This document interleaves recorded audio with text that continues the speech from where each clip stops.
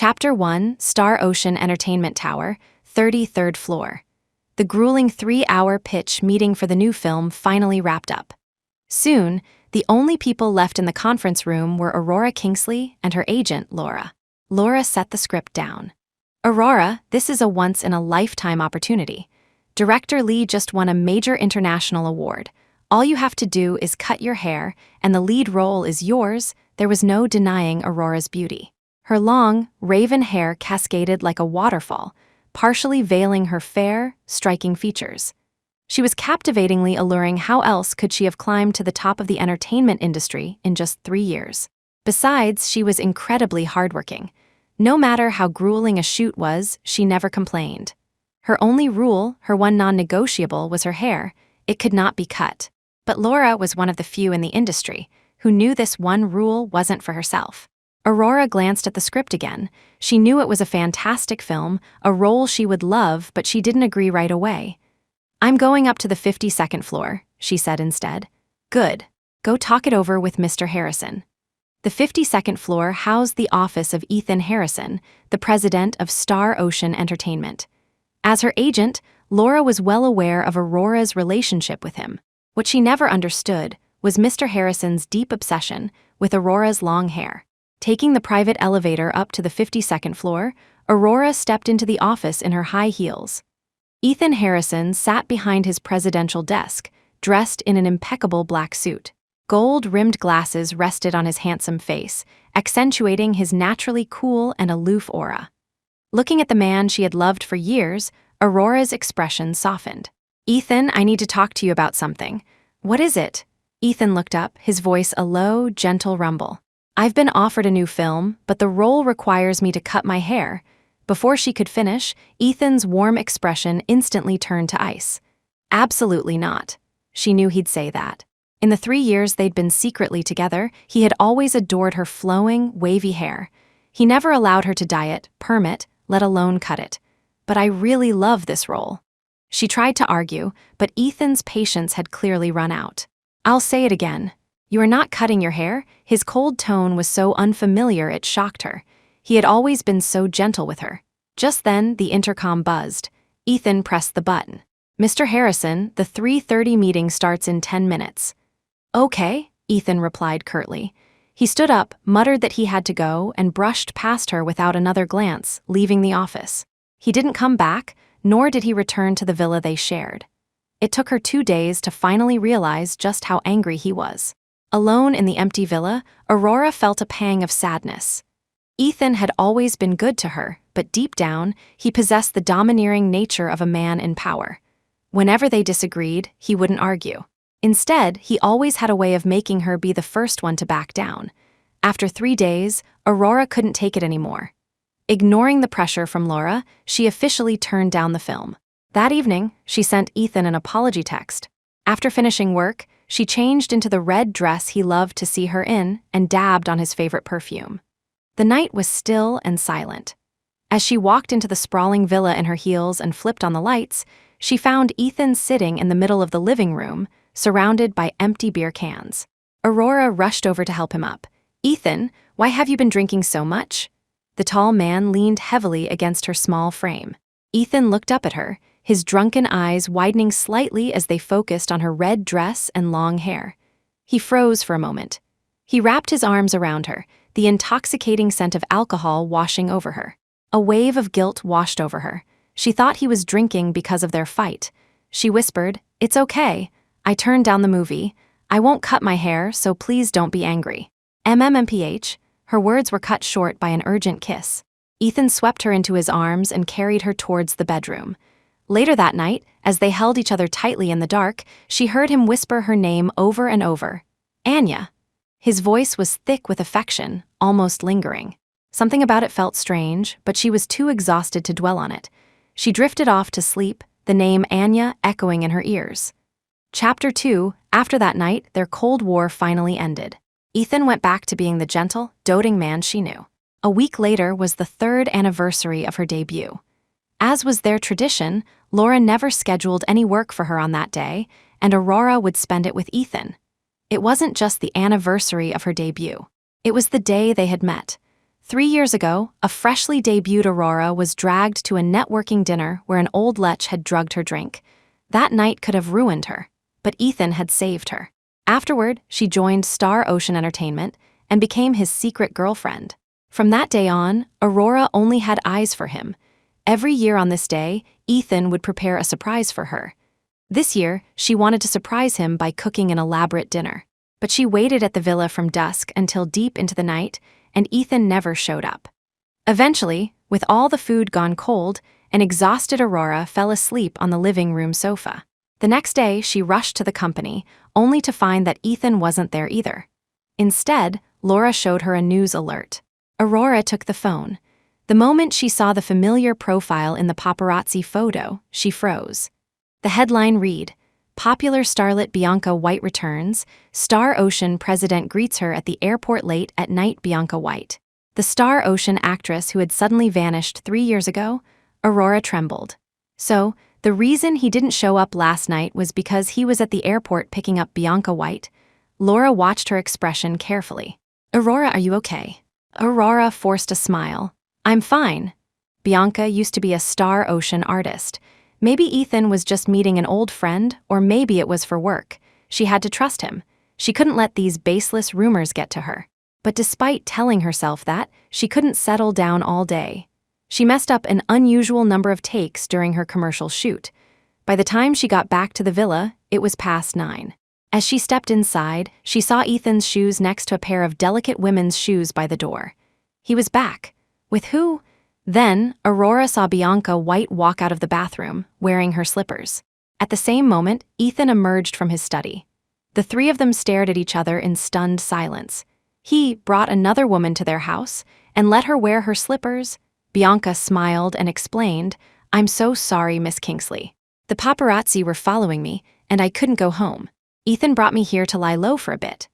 Seeing her, Aurora felt a strange sense of familiarity, probably because they both had the same long, beautiful dark hair.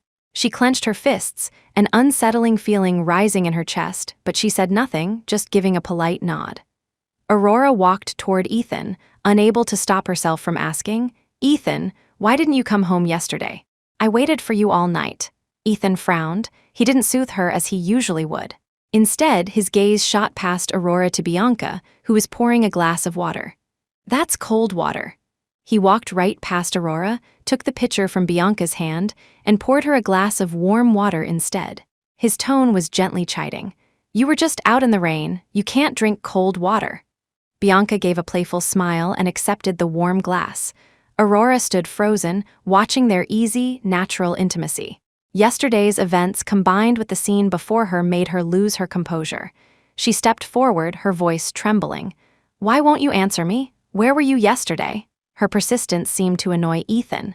"Can't you see we have a guest? What's with all the drama?" Seeing the tension, Bianca quickly interjected with an apologetic tone, "I'm so sorry. I was swarmed by paparazzi and obsessive fans yesterday." Ethan had to drive around for hours to shake them. A roar filled Aurora's head, drowning out everything else. She stared straight at Ethan. "So, you two were together all night?" The atmosphere became painfully awkward. Bianca quickly said, "I'm so sorry, I'm interrupting. I should go." With that, she turned and ran, giving no one a chance to stop her. Aurora was about to speak, but Ethan's expression changed as he watched Bianca run out. He called out instinctively, "Anya." Chapter 3, that name Anya made Aurora freeze. She felt like she had heard it somewhere before, but she had no time to think. Her mind was reeling. Did Ethan just abandon her to chase after Bianca? He didn't come back that night. Aurora stood alone in the living room, hurt, confused, and overwhelmed with bewilderment. Why had the man who always doted on her suddenly changed so drastically? The next day, she forced herself to go to the company, only to learn that most of her advertising endorsements for the next month had been snatched away. In the break room, Laura said grimly, "That Bianca White, she just came back and has already stolen so many of our resources. I wonder which sugar daddy she found." Bianca White again. Aurora didn't reply, her mind consumed with thoughts of Ethan. She didn't even notice when Laura left. Suddenly, her head shot up. She remembered where she had heard Anya before Ethan had called her that back then. She thought he was calling her Anya for Aurora, but it wasn't. He was calling out Anya. For Bianca's name, it was like a bucket of ice water had been dumped over her head, chilling her to the bone. Suddenly, the door creaked open, and Bianca White walked in, wearing a red dress and striding confidently on her long legs. She wore the same apologetic expression. "I'm sorry, Miss Kingsley. I didn't mean to take your endorsements." Aurora looked at Bianca's dark hair, so similar to her own, and smelled the familiar perfume on her. An unbelievable thought sparked in her mind and began to spread like wildfire. But Bianca, seemingly oblivious to Aurora's distress, sat down beside her. "I really didn't expect Ethan to cut so many of your resources all at once." Aurora flinched. Ethan had helped Bianca take them from her? What is your relationship with him?" Bianca sighed. "Ethan and I used to be a couple. We had some disagreements, so I went abroad." "A couple? I know you've been with him for the past 3 years, and you must have put up with a lot." "Ethan seems gentle, but he's actually very controlling. He always loved my long hair and never wanted me to cut it. I see you have long hair too. He must love it, right?" So, that was it. Aurora's eyes turned red. She finally understood why Ethan was so obsessed with her not cutting her hair. The long hair, the red dress, the perfume, the ex-girlfriend who had disappeared for 3 years. All the clues pointed to one devastating truth. There had been no mutual love. In Ethan's eyes, she had been nothing but a ridiculous substitute from the very beginning.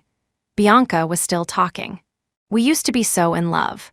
He was always talking about marriage, but I was too young then and just wanted my freedom, so I missed my chance. It's a shame, thinking about it now." Marriage, in her 3 years with Ethan, he had never once mentioned those 2 words. He'd never even introduced her to his family. Aurora had always assumed he was just focused on work. So, when he truly loved someone, he wanted to marry them? Aurora trembled, then shot to her feet. Mustering the last of her dignity, she excused herself and walked straight to the 52nd floor. He was inside. He still had that cool, noble air, but when he saw her, his expression was no longer gentle. His voice was heavy. "You're here, I have something to tell you." Aurora fought back the stinging in her eyes. "What is it?" Ethan didn't even look up, his gaze fixed on the report in his hands. "Let's break up." "Is it because of Bianca White?" Ethan paused for a moment, as if not wanting to tarnish Bianca's reputation. He said coldly, "Our breakup is between us. It has nothing to do with anyone else." "Nothing to do with her." Aurora gave a bitter smile, her heart sinking lower and lower. Even with the truth staring her in the face, she needed to hear it from him. Her voice was hoarse. "Fine, we can break up, but I want to ask one last question. The only reason you got together with me was because you saw me as a substitute for Bianca, wasn't it?" If he just said no, she would believe him. She wouldn't blame him. At least then, she could believe that Ethan had once felt even a shred of genuine affection for her. Seeing the tears welling in her eyes, Ethan remained silent for a few seconds, but he didn't offer her a shred of mercy. His deep voice finally answered. "Yes, I always saw you as Anya." Chapter 4, his words were a knife plunging straight into Aurora's heart. Her eyes widened, shimmering with unshed tears that she refused to let fall. The blow was so immense that she seemed to lose her senses for a moment before she could finally speak. "So, you never loved me." It was a statement, not a question. Ethan finally lifted his gaze, his voice clear and cold. "You've been obedient these past few years. I'll compensate you after the breakup. My assistant will contact Laura with new resources for you." "There's no need," Aurora said, finding the offer laughable. She repeated herself, her voice sharp. "No need. Thank you for your kindness, Mr. Harrison." She turned and left, her retreat hasty and panicked. After forcing herself away from the 52nd floor, she was passing the break room when Laura grabbed her arm. "Finally found you have a print shoot today. The photographer is already waiting." Laura chattered on, pulling Aurora toward Star Ocean's exclusive photo studio. But when they arrived, they found that the studio they had booked was already being used by Bianca White. Even the renowned photographer, Chen Yan, whom Laura had gone to great lengths to book, had been poached by her. Furious, Laura confronted Bianca's agent, a sharp-looking woman with short hair. The agent glanced dismissively at Aurora and put on her sunglasses. "Mr. Harrison said that Bianca's work takes priority over everything. If Miss Kingsley has a problem, she can take it up with Mr. Harrison directly." Her smug attitude infuriated Laura, who was about to argue further when Aurora tugged at her sleeve. Let it go. Seeing that Aurora herself wasn't going to make a scene, Laura had to back down, swallowing her anger as they left. Mr. Harrison is your boyfriend, how could he give Bianca such special treatment? This is infuriating. Laura was genuinely livid. As Aurora's agent, she was used to being respected at Star Ocean, if not feared. No one dared to cross her. Now she was being bullied like this. Aurora's eyes were dull. Not anymore, she said softly. She hadn't realized that when Ethan truly doted on someone, he threw all rules and principles out the window. The special treatment she thought she'd had for the past 3 years was just a crumb of kindness he'd tossed her way for Bianca's sake. Laura looked stunned, as if she'd misheard. What did you say? Aurora repeated. He's not my boyfriend anymore. A little while ago, he dumped me. The more she spoke, the redder her eyes became. Murmuring, I'm not feeling well, I'm going to rest. She left the studio. But when she got to her usual break room, she found that her VIP lounge had been relabeled Bianca White's room. She had no choice but to find an empty spot and lie down on a sofa, her mind hazy as she replayed the last 3 years. She felt like Cinderella, who had snuck onto the pumpkin carriage. But when the clock struck midnight, she finally woke from the fantasy. She realized the glass slippers, the beautiful gown, the beloved prince, none of it had ever been hers. Aurora closed her eyes wearily, and a single tear fell to the floor. When she woke up, the sky outside was dark. A glance at her phone told her it was already 7 in the evening. She forced her aching body up and made her way to the first-floor lobby, where she saw Ethan standing there.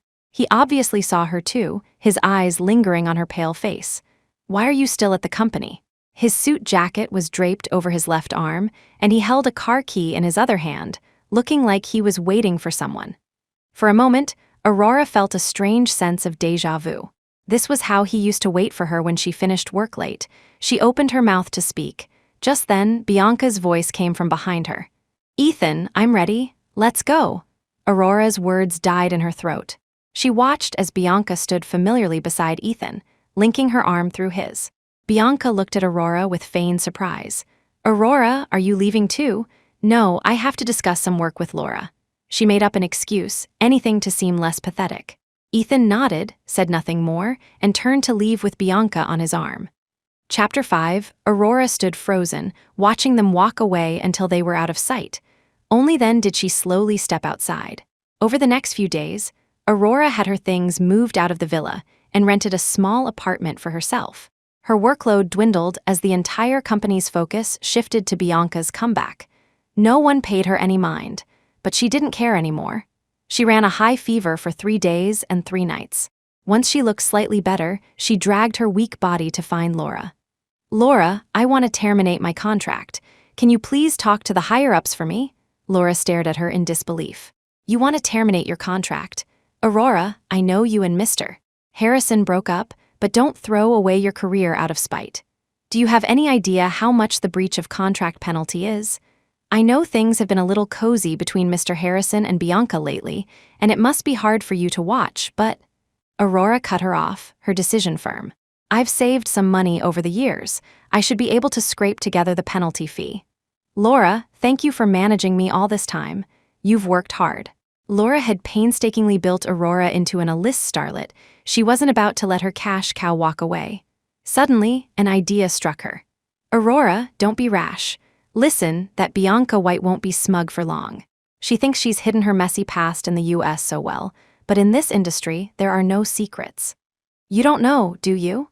After she left the industry and went abroad 3 years ago, she got pregnant and married some rich Chinese-American guy, breaking up his original marriage. But she lost the baby, and his family never approved of her. They forced her to divorce. She only came back because she was kicked out of that wealthy family. What? Hearing this, Aurora's expression finally shifted. Why would Bianca leave Ethan, who adored her so much, to marry someone in America? Did Ethan know about all this? And if he did, was he still willing to take her back? A man as proud as Ethan, could he really love someone that much? Sensing the change in her expression, Laura pressed her advantage. So don't you worry. The top spot at Star Ocean will still be yours. As for Mr. Harrison, once he sees Bianca for who she really is, he'll realize who's best for him. Think about everything you've done for him over the years. I refuse to believe he doesn't know. Even if he loves Bianca, you're the one who's been by his side all this time when his father passed away. You stayed with him at the grave for 3 days and 3 nights. When he was sick, you took care of him day and night. When he couldn't sleep, you learned aromatherapy for him. A whirlwind of thoughts rushed through Aurora's mind, but she still shook her head with a bitter smile. Laura, he made it very clear to me who he loves. And I see it clearly too. As for Bianca's private life, it's not my place to interfere. So, I'm sorry, but I still want to terminate the contract. She made her intentions clear. After asking Laura to bring the matter to the executives, she left her agent's house. For the next few days, Aurora shut herself in her apartment, waiting for Laura to arrive with the termination papers. But when the doorbell rang, it wasn't Laura she found standing there, it was Ethan. Aurora, I used to think you were obedient and kind. I never imagined you were capable of such schemes. His eyes were like ice, and the sight of them made her flinch. He grabbed her wrist, the pressure making her wince in pain. Schemes? I don't understand. Ethan sneered. It's a little late to play innocent. Your agent, Laura, sold stories about Anya's past to the gossip sites. Now Anya is being torn apart online. Are you going to tell me you had nothing to do with it? Aurora's expression changed. She immediately pulled out her phone and opened up her social media feed. Sure enough, the top trending topics were all about Bianca. People were calling her a homewrecker, and Bianca's account had been flooded with hate. She understood at once. Laura must have been terrified of losing her cash cow if she really terminated her contract, so she decided to get rid of Bianca as quickly as possible. I didn't. At the time Enough, Ethan cut her off sharply. Aurora, I'm warning you. Anya has depression. If anything happens to her because of this, I won't let the people who bullied her get away with it. With that, he turned to leave, as if his only purpose in coming was to threaten her. Aurora finally couldn't stop herself from calling out to him, her voice choked with emotion. Ethan, after all these years, is this really the kind of person you think I am? When he didn't answer, she understood everything. With red-rimmed eyes, she asked again if what they're saying about Bianca online is true, would you? I know exactly what kind of person Anya is. There were extenuating circumstances behind her marriage. I will not allow anyone to slander her. He strode away without another word. Tears finally streamed down Aurora's face. She had never seen Ethan believe in someone so fiercely. Chapter 6, Laura was fired. Ethan's decision to dismiss a veteran employee who had contributed so much to the company stunned everyone. Only Aurora knew why. Laura had touched Ethan's most vulnerable spot, and that vulnerable spot was named Bianca White. In his eyes, Aurora was the mastermind behind the whole plot, and he wasn't about to let her off the hook either. She didn't know how he would retaliate, until one day her assistant called her in a panic. Aurora, it's bad your photos have been leaked online. Aurora's heart sank. She immediately opened her social media. The headlines sent a chill through her entire body. They were photos from a business dinner she had been forced to attend while filming her last movie. Many powerful executives were there, and as the lead actress, she couldn't refuse a drink. After a few glasses, she had become a bit tipsy and stumbled, falling backward. One of the investors, an older executive, caught her. The photos were snapped at that exact moment. Due to the angle, it looked as though she were smiling seductively and throwing herself at the man. Aurora's knuckles turned white as she stared at the comments. The same netizens who had been attacking Bianca just days before had now turned their venom on her. Meanwhile, all the negative stories about Bianca had quietly disappeared. Aurora shot to her feet and rushed to the Star Ocean Entertainment Tower. It had been a long time since she had entered Ethan's office alone. The moment she saw him, tears threatened to spill from her eyes. Those photos of me. Did you release them? Ethan looked up at her and admitted it without hesitation. Yes, the situation with Anya was getting out of control. We couldn't just suppress it. We had to divert the public's attention with another story. So, you chose me? Aurora's heart ached. She thought that even if he didn't love her, he would at least grant her some basic dignity. Ethan's voice was cold. You owe this to Anya. Do you have any idea what you and Laura did to her? She almost had a relapse of her depression and tried to kill herself. Aurora's heart turned to ice. Mr. Harrison, you may not want to believe it, but before any of this happened, I was planning to terminate my contract. I never intended to compete with Bianca for anything. It's late now, but not too late. I am formally requesting to terminate my contract with Star Ocean Entertainment. I will pay the penalty fee in full. I hope you'll agree." At her words, Ethan's head snapped up. He narrowed his eyes. "You want to terminate your contract?" "Yes," he let out a cold laugh. "No." Before she could say anything else, he spoke first. "Aurora, as far as I know, you were an orphan. Even with the money you've saved over the years, you're nowhere near the penalty amount stipulated by Star Ocean. Besides, you seem to have forgotten that the contract you signed was a 10-year ironclad deal. Even if you paid 10 times the penalty, you couldn't break it. It's only been 3 years. Aurora, you still have 7 years of your life to sell to Star Ocean." Aurora's mind went blank. When she signed the contract, she loved him, trusted him. She hadn't even read the details carefully. How could she have known about a 10-year ironclad deal? Her lips trembled as a horrible realization dawned on her. "You did this on purpose." On purpose. He knew Bianca would come back one day. He knew Aurora wouldn't be able to stand being a substitute and would want to leave. But by then, she would be an A-list star with significant resources. Losing her would be a huge loss for Star Ocean. Ethan looked up, seeing her teetering on the edge of collapse. A flicker of something unfamiliar crossed his mind, but he suppressed it coldly, turning the pen in his hand. "I am a businessman. It's only natural for me to pursue profit and avoid loss." What a line, "I am a businessman." Tears welled in Aurora's eyes, but she fought to keep them from falling. "Impressive, Mr. Harrison, to think you can even use emotions as a bargaining chip. Truly, impressive." With that, she ran out of the office. Chapter 7, with Aurora's scandal as a shield, the rumors about Bianca quickly died down. Aurora had a high standing in the entertainment industry. For years, she had maintained a spotless reputation, giving no one anything to criticize. But now, with a chink in her armor, the haters swarmed. The daily abuse she received was as vile as it could get. Someone had even gotten her phone number and would call to harass her daily. Worse, people started mailing her terrifying images. She was so frightened she could barely sleep at night. But even with all this, Ethan still wasn't done with her. "You're saying you want me to be the supporting actress in Bianca's new show?" In the main conference room at Star Ocean, Aurora stared at Ethan, who sat at the head of the table. Her voice was numb. Ethan nodded. "This fantasy drama has a budget of over $100 million.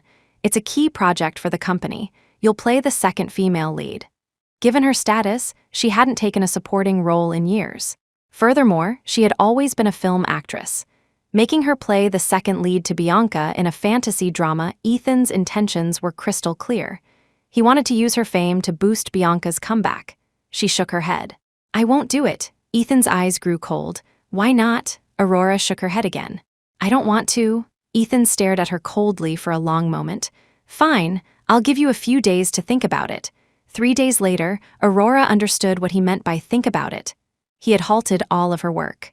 Commercials, endorsements, magazine shoots, even new film projects she was in talks for, everything was stopped.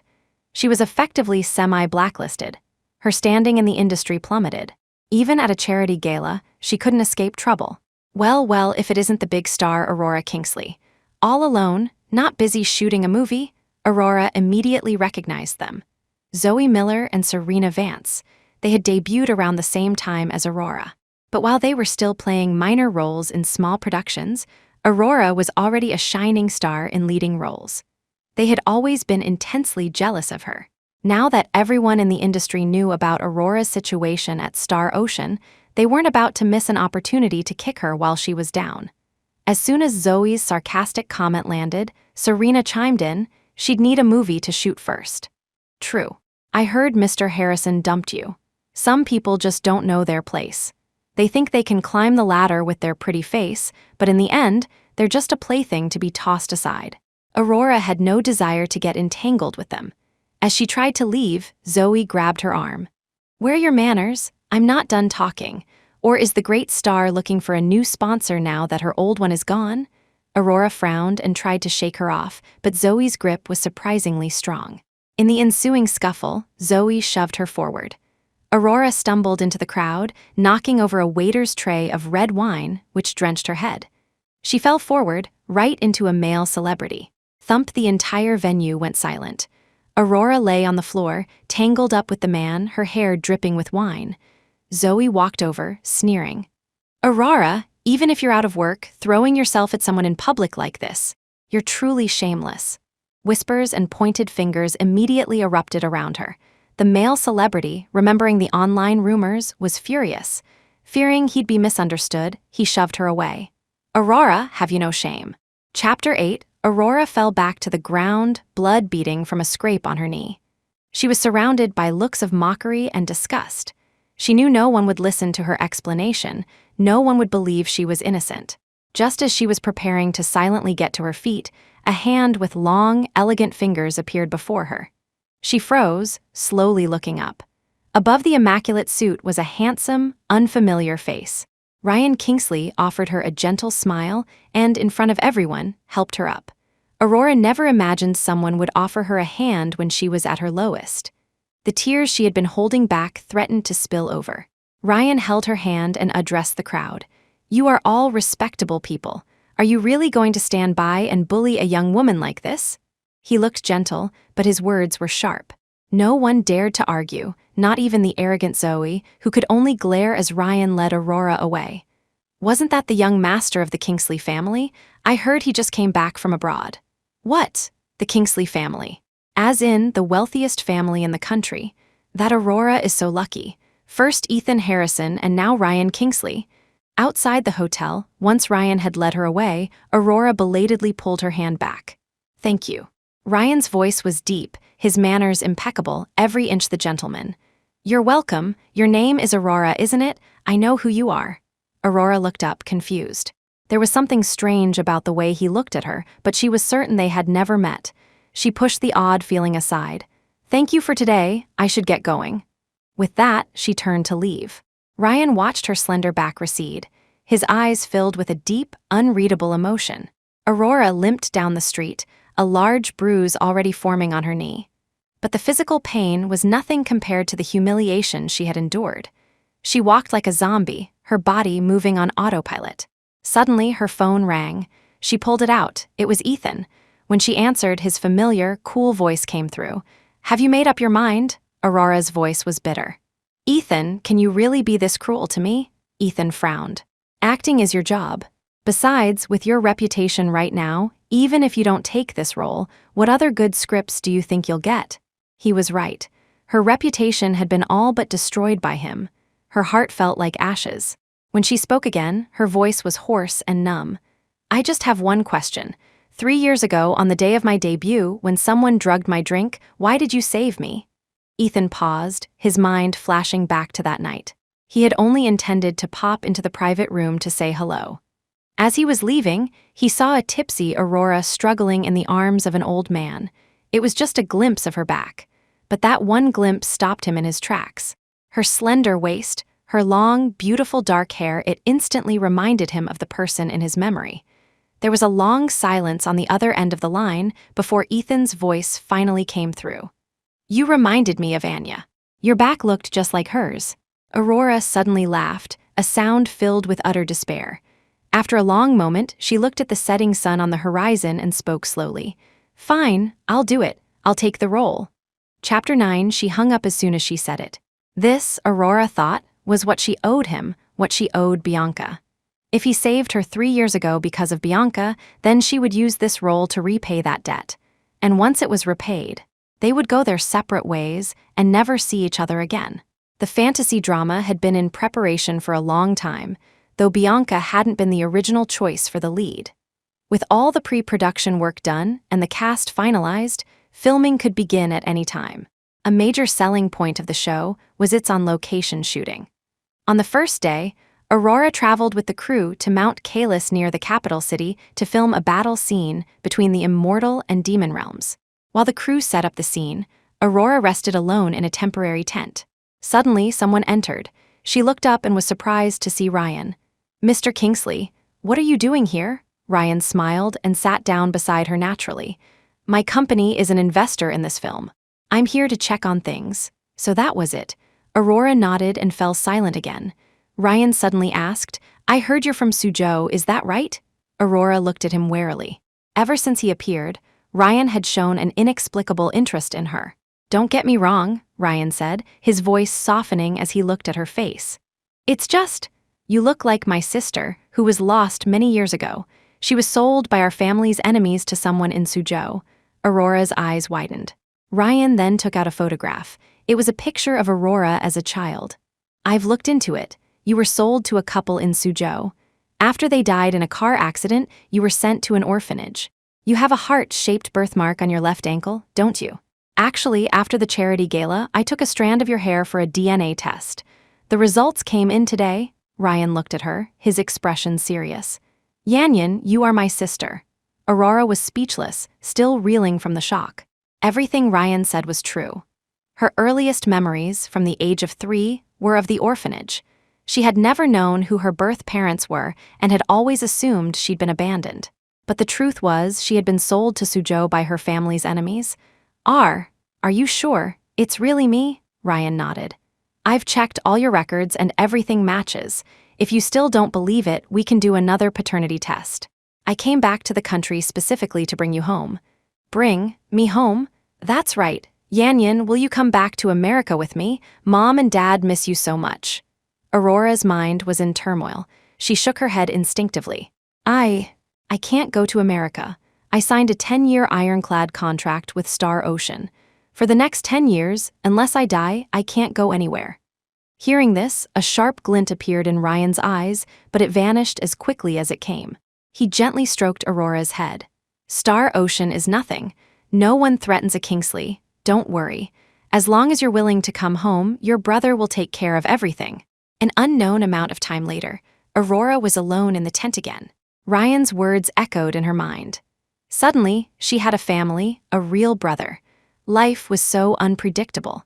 In just one day, she had gone from being a parentless orphan to the daughter of the wealthiest family in the capital. As she was lost in thought, she saw Bianca outside the tent, surrounded by a large entourage of assistants, making her way to the set. And among them, a familiar face appeared. Ethan. He really couldn't bear for Bianca to suffer even the slightest hardship. He had to personally escort her on the very first day of filming. A pang of pain shot through Aurora's chest. Her hands slowly clenched into fists. She had finally made a decision.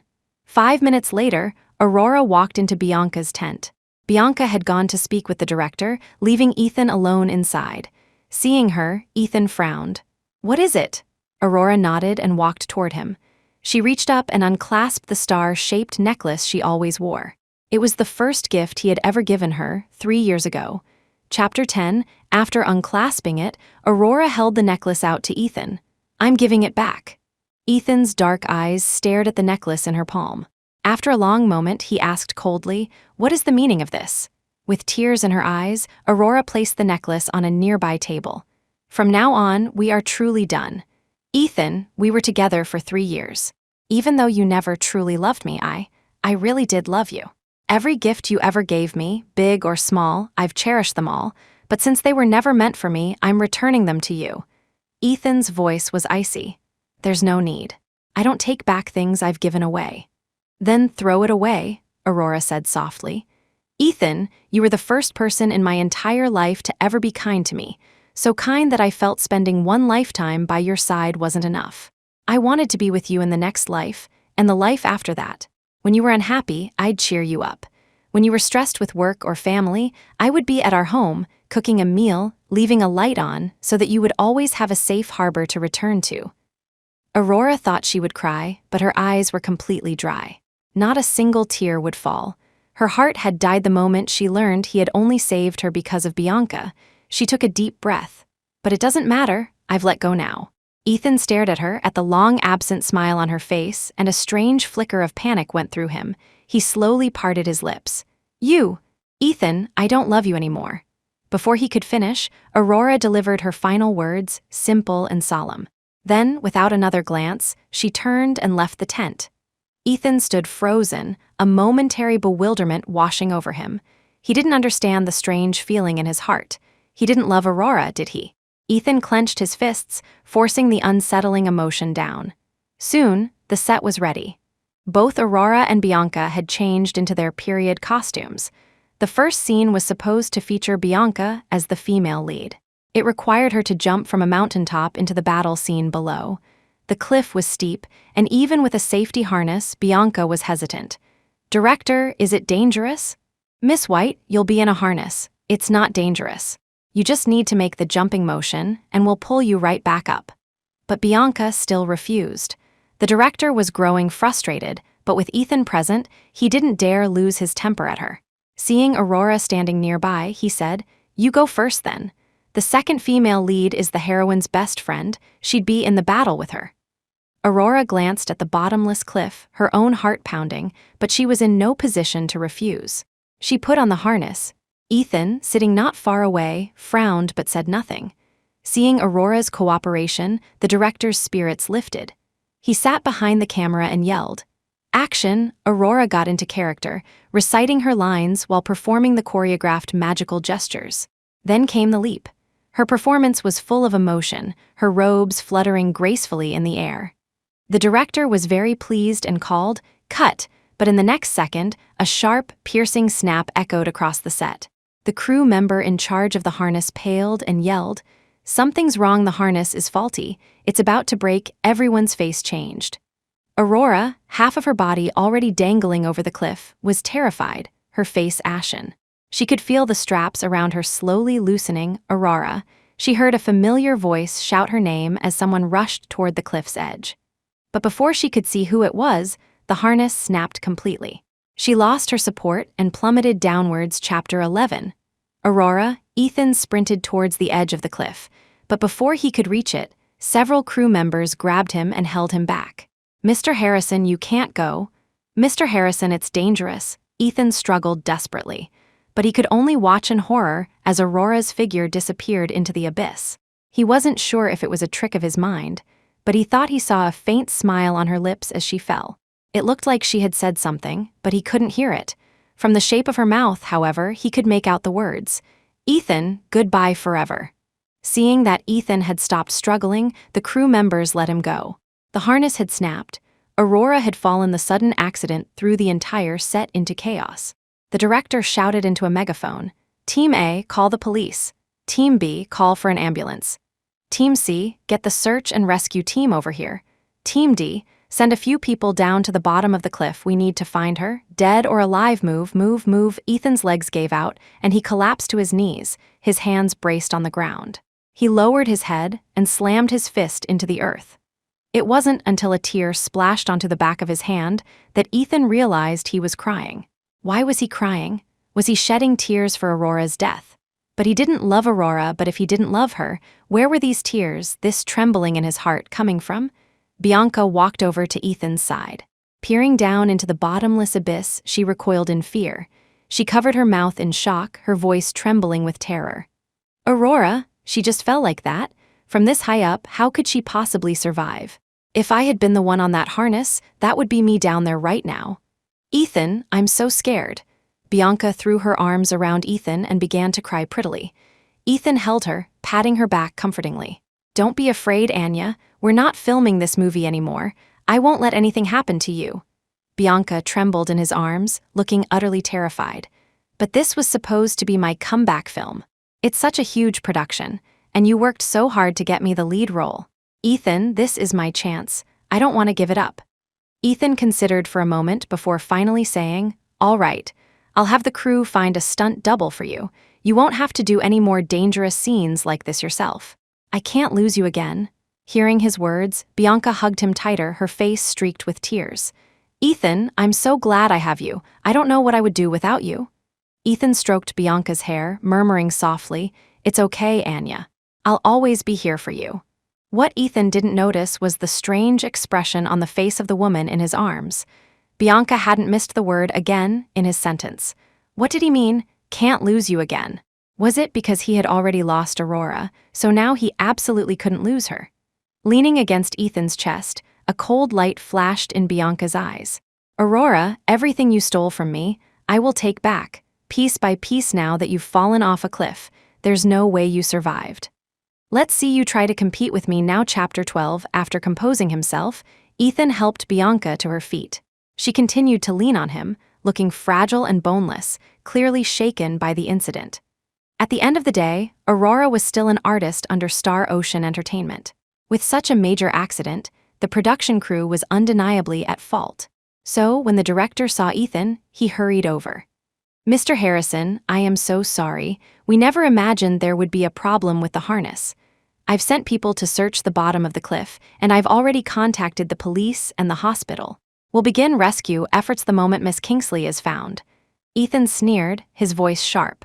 "Since you chose to shoot on location, especially in a dangerous place like a cliff, you should have ensured all safety measures were secure. Did not a single person from your crew inspect the harness before Aurora went up? If it had been checked, would this have happened?" Ethan rarely spoke with such severity. Faced with his fury, the director could only offer repeated apologies. "Mr. Harrison, I'm truly sorry. This was an oversight on our part. Normally, we use only the best safety equipment. Besides, Aurora is so slender. Under normal circumstances, the harness should never have broken. We can't rule out human factors. In my 20 years in this industry, I've never encountered such a terrible incident. Mr. Harrison, rest assured, I will give you a full account of what happened." As if not wanting to speak with the director any longer, Bianca quickly said, "Ethan, I want to go back and rest." Ethan's voice softened. "Okay, I'll take you back now." The director said, "Mr. Harrison, Miss White, please go back to the hotel and rest. I'll have someone notify you as soon as we have any results." Ethan didn't reply, simply putting his arm around Bianca and walking toward the parking area. Back at the hotel, Bianca used the excuse of needing to be alone and went to her own room. Ethan watched with a worried expression until her figure disappeared from sight. Then he took out his phone and made a call. What he didn't know was that as soon as Bianca was inside her room, the pitiful expression vanished from her face, and she also made a call. The moment the call connected, Bianca anxiously confirmed, "How is it? Are you sure no one saw anything? The director just said he suspects the accident was deliberate." A smug male voice came from the other end. "Don't you worry, Miss White. I hacked all the surveillance cameras in the equipment room. Plus, we were so discreet, no one will find any evidence." Bianca's voice was cold. "It had better be just as you say." Meanwhile, Ethan had left the hotel and driven back to the cliff where Aurora had fallen. A fog had rolled in. The cliff was so high that when Ethan looked down, all he could see was a vast expanse of white, and his heart clenched with fear. Aurora, was there really any chance she was still alive? As Ethan stood there, lost in thought, several tall men in police uniforms approached to clear the area. "A storm is coming. All non-essential personnel, please leave the scene immediately. Thank you for your cooperation." Ethan walked up to them and asked, "Is there any news about Aurora? How is she?" A police officer looked him over and replied, "We have no news on Miss Kingsley at the moment, but we've contacted the search and rescue team at the base of the mountain. We should have an update soon." Ethan nodded eagerly. "Okay, please let me know as soon as you hear anything." The mountain was extremely high, with no cable car and treacherous roads. The drive down from the summit would take 1 or 2 hours, so they had no choice but to wait at the top for news. The lead officer nodded. "You're a family member of Aurora's, correct? While we can't confirm her condition yet, I have to tell you that it's highly unlikely she can be rescued. This mountain is very high, and the cliff face is mostly sheer rock with little vegetation. The survival rate for a fall like this is close to 0. Please prepare for the worst." Chapter 13, hearing the officer's words, Ethan stumbled back, nearly losing his footing. A wave of unfamiliar horror washed over him. He couldn't understand why the news of Aurora's death would cause him such intense pain. Just then, the sky opened up, and a torrential downpour soaked him to the bone. A police officer quickly handed him an umbrella and patted his shoulder. "Sir, you should head back. This rain is too heavy. It's easy to slip and fall off the cliff." Ethan didn't know how he got back to the hotel. Once there, he uncharacteristically didn't go to see Bianca. Instead, he went straight to his own room. He sat numbly on the bed, and soon, a large wet patch formed on the covers from his drenched clothes. The rain had made his clothes cling uncomfortably to his skin, but Ethan, normally so particular about cleanliness, didn't rush to shower. He just sat there, motionless on the edge of the bed, until night fell. The storm raged all night, and Ethan sat there all night, not even changing his position, as if his soul had been drained from his body. The rain gradually subsided. As the first ray of sunlight pierced through the clouds, the night-long storm finally ceased. At 9 in the morning, Ethan's phone rang, but he seemed not to hear it. It wasn't until the second time it rang that he slowly, belatedly, answered. The moment he picked up, the voice of yesterday's police officer came through the phone. "Hello, is this Mr. Ethan Harrison? This is the officer from yesterday. I'm calling to inform you that we found bloodstains and some human tissue at the base of the cliff. After analysis, we've confirmed a DNA match with Miss Aurora Kingsley. Our preliminary assessment is that Miss Kingsley's body was not intact after the fall. Combined with last night's heavy rain, the scene was severely compromised, so the evidence is limited." Ethan's grip on the phone tightened, his voice trembling. "Officer, what are you trying to say? I don't understand." There was a pause on the other end, and the officer's voice grew somber. "To put it simply, Aurora fell and was torn to pieces. Her remains were washed away by the storm and cannot be found. We found residual bloodstains on the rocks, confirming this is the area where she landed. Mr. Harrison, I regret to inform you that based on a joint assessment by the police, the search and rescue team, and the emergency medical team, we have confirmed that Miss Aurora Kingsley died on impact. Please accept our deepest condolences." The phone fell from Ethan's hand as a dial tone buzzed from the other end. It landed on the carpet with a muffled thud. Ethan ran his hands through his hair several times before finally breaking down. He stumbled into the bathroom, turned on the shower, and let the cold water drench him completely. He stripped off his wrinkled clothes, washing away the mud and grime. He couldn't tell if the water on his face was from the shower or from his own tears. When Ethan emerged in a bathrobe, there was a knock on his door. He opened it with a wooden expression to find Bianca, dressed to the nines with perfect makeup. Her long, wavy hair, the style Ethan had always loved, cascaded over her shoulders. But now, the sight of it was like a knife in his heart. Bianca didn't notice his strange expression. She linked her arm through his affectionately. "Ethan, the weather is beautiful today. Since we're not filming, will you take me out?" Ethan stared at her but said nothing. Bianca's face was as beautiful as ever, just like he remembered. And she was back by his side, as if everything had returned to how it was before he ever met Aurora. Everything was back to the beginning. Ethan should have been happy, but for some reason, he couldn't feel an ounce of joy. Just then, his phone rang again. He pulled his arm free from Bianca's grasp, walked quickly to the bed, and picked up his phone from the carpet. It was the director. Hello, Mr. Harrison, you need to come to the set right away. We've found the person responsible for the accident." Chapter 14. Hearing the director's words, Ethan immediately replied, "Okay, I'm on my way." As soon as he hung up, Ethan took off his bathrobe and pulled a white shirt from the closet.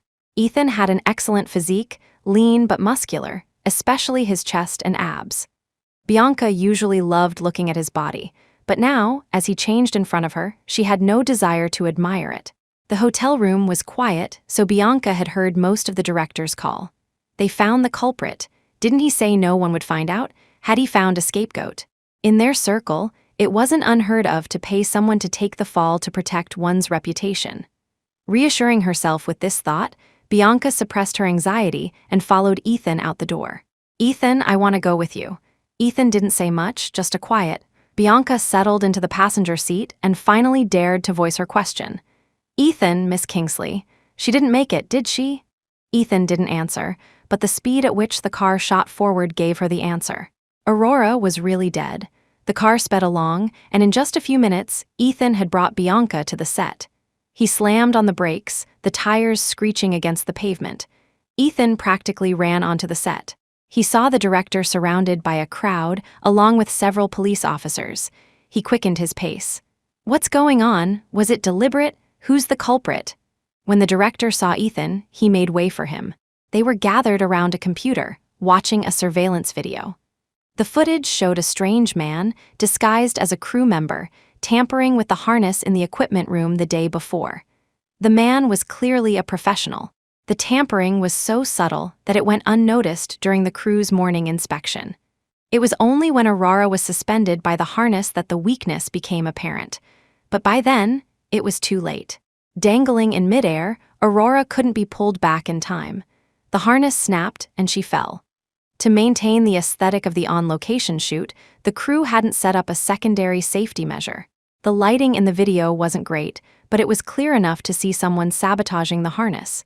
Ethan slammed his fist on the table. "Have you found the killer? The police have identified a suspect and are on their way to apprehend him." Just as he finished speaking, 2 police officers entered, escorting a man in black. Bianca, standing at the edge of the crowd, was the first to see him. The moment she laid eyes on him, her face went white. It was the same man she had spoken to on the phone yesterday. He had said he'd hacked all the surveillance footage, so where did this video come from? As if hearing her thoughts, the director looked at the man being brought in. "Did you really think hacking our warehouse cameras would make you untouchable? I might as well tell you now. All the equipment in our production is very expensive, so I had a backup camera installed in the warehouse. The moment the main system goes down, the backup kicks in. And the backup camera has a much better angle than the original, capturing your face perfectly. How does it feel? Outsmarted by your own cleverness, huh? Talk, why did you do it?" The man in black sneered and looked past the crowd to a trembling Bianca. "What motive could I have? Someone paid me a lot of money to do a job. The problem is, I never received the final payment. Otherwise, you wouldn't have caught me." Ethan noticed the man's gaze on Bianca. He strode forward and grabbed the man by the collar. "Who was behind this? Tell me." Ethan's fist was practically in the man's face, but there was no fear in his eyes. He met Ethan's gaze and suddenly laughed. Ethan tightened his grip on the man's neck. "What are you laughing at? Spit it out." The man coughed a few times. "What am I laughing at? I'm laughing at you, playing dumb when you know the truth. Laughing that you have such a big head on your shoulders, but can't even figure out who benefits most from this." Ethan squeezed harder. "Stop with the riddles. Who hired you? Who else? Your dear little girlfriend, Bianca White." Chapter 15, Ethan looked as if he couldn't believe what he was hearing. He let go of the man and stumbled back, but the man wasn't finished. "Mr. Harrison, have you ever heard the term femme fatale? All those rumors about Bianca online, they were all true. I was the one who helped her scrub those scandals from the internet. I have even juicier stuff, Mr. Harrison. Interested? The prettier the woman, the better she lies. Be careful, Mr. Harrison. One day you might lose your own life to this Bianca White." "Enough, stop talking," Ethan roared. He pushed through the crowd and stood before Bianca. "Anya, what he's saying isn't true, is it?" Ethan searched her face for a trace of anger, anything to prove the man's words were lies. But there was none. She was trembling, her face pale and bloodless. Seeing her reaction, Ethan's heart sank. He didn't need to ask anymore. He had his answer. As much as he had loved Bianca, he knew her just as well. Her reaction was a confession. Ethan waved his hand dismissively. "Since you have both the witness and the evidence, hand them over to the police. Let them be dealt with according to the law." At his words, 2 officers stepped forward and placed handcuffs on Bianca.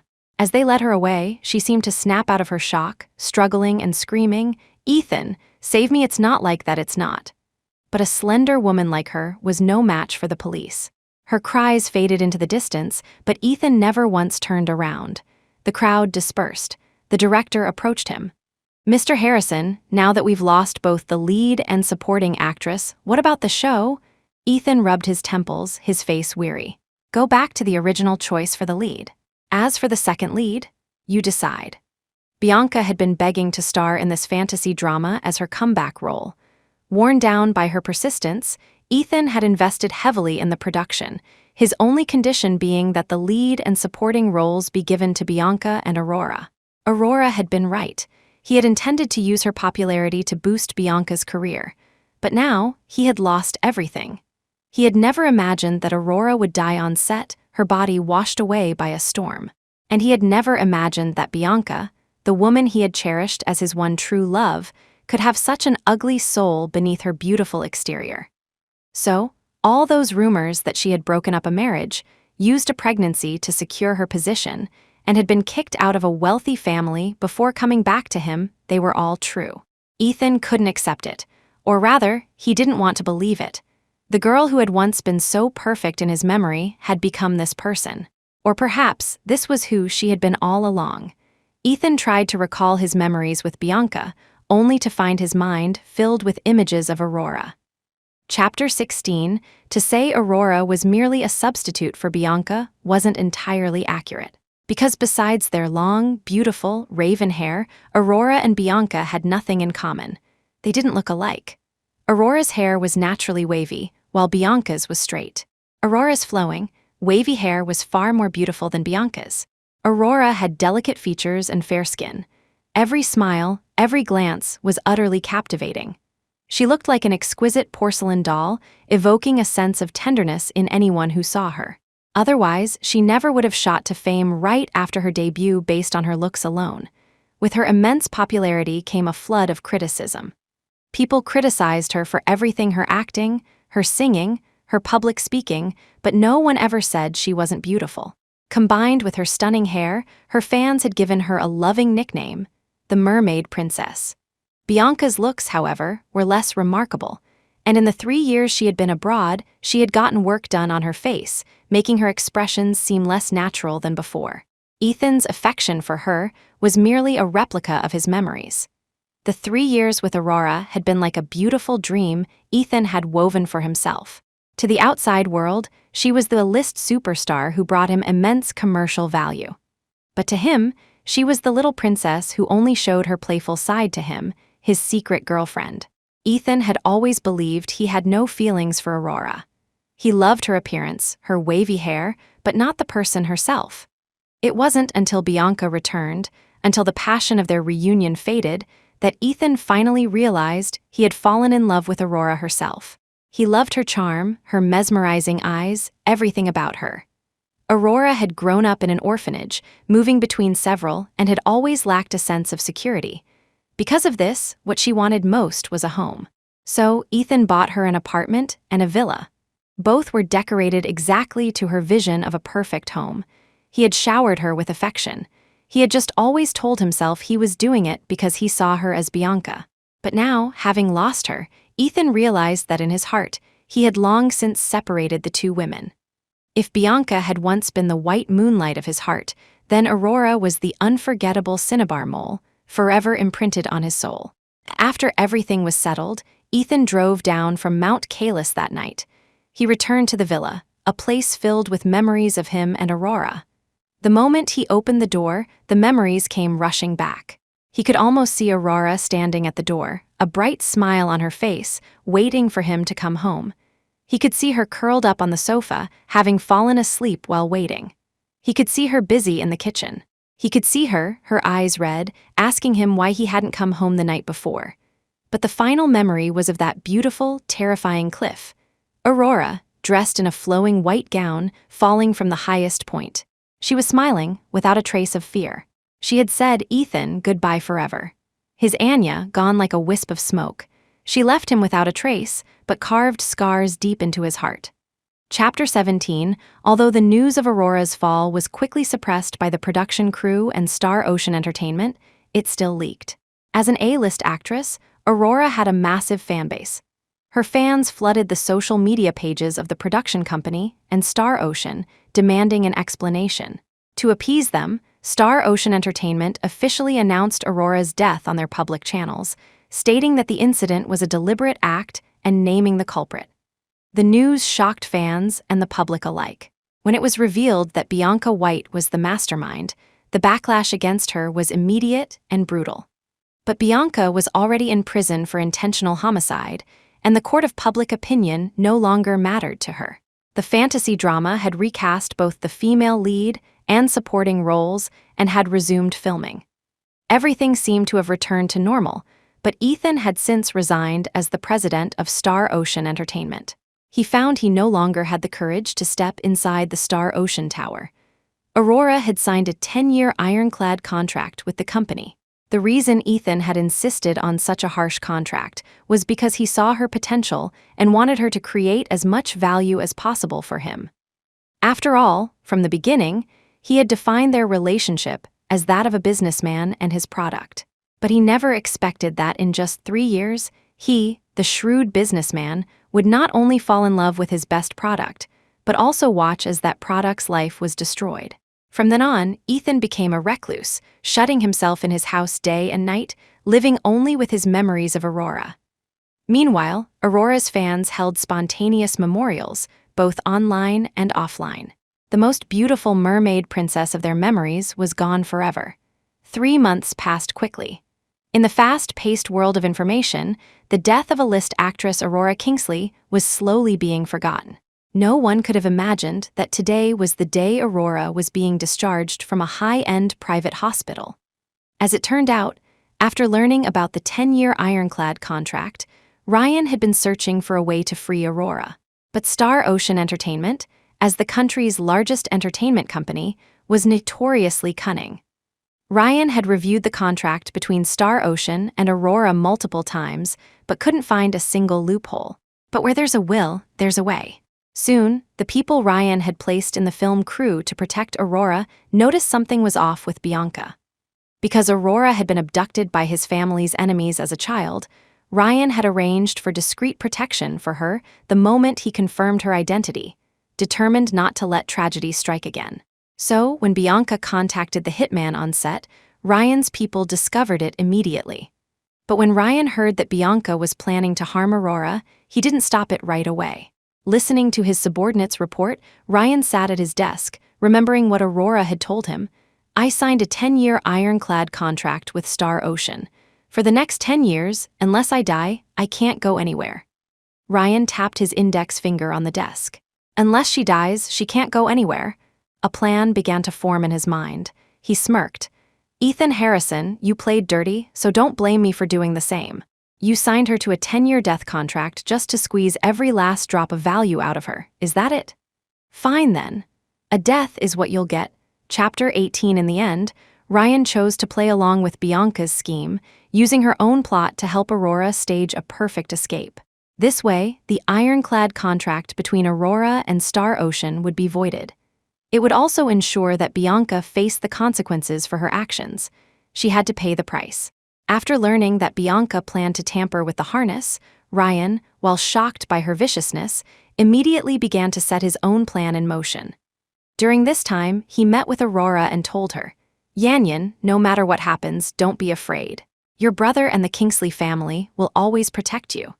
Fearing that knowing the truth might interfere with their plan, Ryan didn't tell Aurora the details. Although she didn't fully understand the meaning behind his words, she nodded obediently. With Bianca's plan in motion, Ryan's team began preparing for the aftermath. They set up multiple layers of safety measures in the area where Aurora was expected to fall, ensuring her survival. The moment the harness snapped, Aurora was terrified. She thought she was going to die. With a bottomless abyss below her, how could she possibly survive? But she never expected that in the instant she fell, she would see Ethan running toward her. So, he did care whether she lived or died. Did that mean he wasn't completely without feelings for her? A relieved smile touched Aurora's lips. She calmly said her goodbyes to Ethan, then closed her eyes, ready for death. But she hadn't fallen far when she felt a giant net catch her. Aurora's eyes shot open. She was no longer falling. She was saved. Before she could feel relieved, the net broke under the strain. She fell through several more large nets before finally spotting a cave. Ryan and his team, who had been waiting there, quickly pulled her to safety. Ryan had gone to great lengths to ensure her safety, but Aurora still ended up with a broken rib. He took her to a private hospital funded by the Kingsley Group. The hospital was highly secure and guaranteed patient privacy. Thanks to the swift actions of Ryan's team, no one outside their circle knew she was there. Ryan had already taken blood from Aurora's wound and smeared it on the rocks at the bottom of the cliff, creating the illusion of a fatal fall. The subsequent storm washed away any remaining evidence, completing her perfect escape. During her recovery, Aurora felt a sense of peace she hadn't known in years. There were no more grueling schedules to keep, no more days spent revolving around Ethan. Other than her prescribed physical therapy and treatment, her time was her own. She even saw the news report announcing her own death on television. Watching it, Aurora found it both amusing and brilliant. Ryan's plan was masterful. The news was now reporting that the contract between Aurora Kingsley and Star Ocean Entertainment had been automatically terminated. She looked at Ryan, who was diligently peeling an apple for her by her bedside, and felt a genuine sense of admiration. "Brother, your escape plan was truly brilliant. Now everyone thinks I'm dead." So, legally and in every other sense, the 10-year ironclad contract between me and Ethan is gone. Finally, I'm no longer under his control. When I loved him, I was willing to do anything for him, for Star Ocean. But from now on, I'm going to live for myself. Chapter 19. Once Aurora had fully recovered and was discharged from the hospital, Ryan immediately took her on a private jet to the United States to reunite with their parents, Charles and Eleanor Kingsley. Aurora's knowledge of the Kingsley family was limited to the fact that they were the wealthiest family in the capital. While Ethan, with his massive entertainment empire, was rich, he was nothing compared to the Kingsleys. When Ryan and Aurora were very young, the Kingsley family had relocated abroad for business. Although they had moved their headquarters, Charles and Eleanor had never given up the search for their daughter. Losing their 3-year-old daughter due to a moment of carelessness had been a source of lifelong pain for them. So, for years, despite the slim hope, they never stopped looking. Working with the police, they revisited the kidnapping case and discovered that Aurora had been trafficked all the way to Suzhou. This was a major breakthrough. After years of investigation, the police finally found 2 buyers who had secretly purchased Aurora from the traffickers. But less than a month later, the couple died in a car accident, and Aurora was sent to an orphanage in Suzhou, where she grew up. In the orphanage, Aurora's beauty caught the attention of a philanthropist who sponsored her education. With her sponsor's help, Aurora was accepted into the capital's top film academy, which led to her debut after graduation. However, the small company that signed her was only interested in her looks and planned to send her to dinner parties to entertain clients, with no intention of providing the resources they had promised. That was how she had been saved by Ethan. He had dealt with the lecherous man, rescued her from the clutches of the unscrupulous company, and brought her to Star Ocean Entertainment. She had stayed there for 3 years until now. Sitting on the Kingsley family's private jet, Aurora reflected on the first half of her life. She had once believed that all the hardships she had endured were to accumulate enough good luck to meet Ethan, the most important person in her life. But now, she realized that meeting Ethan had been her greatest misfortune. But things were better now. She had found her family and had completely severed all ties with him.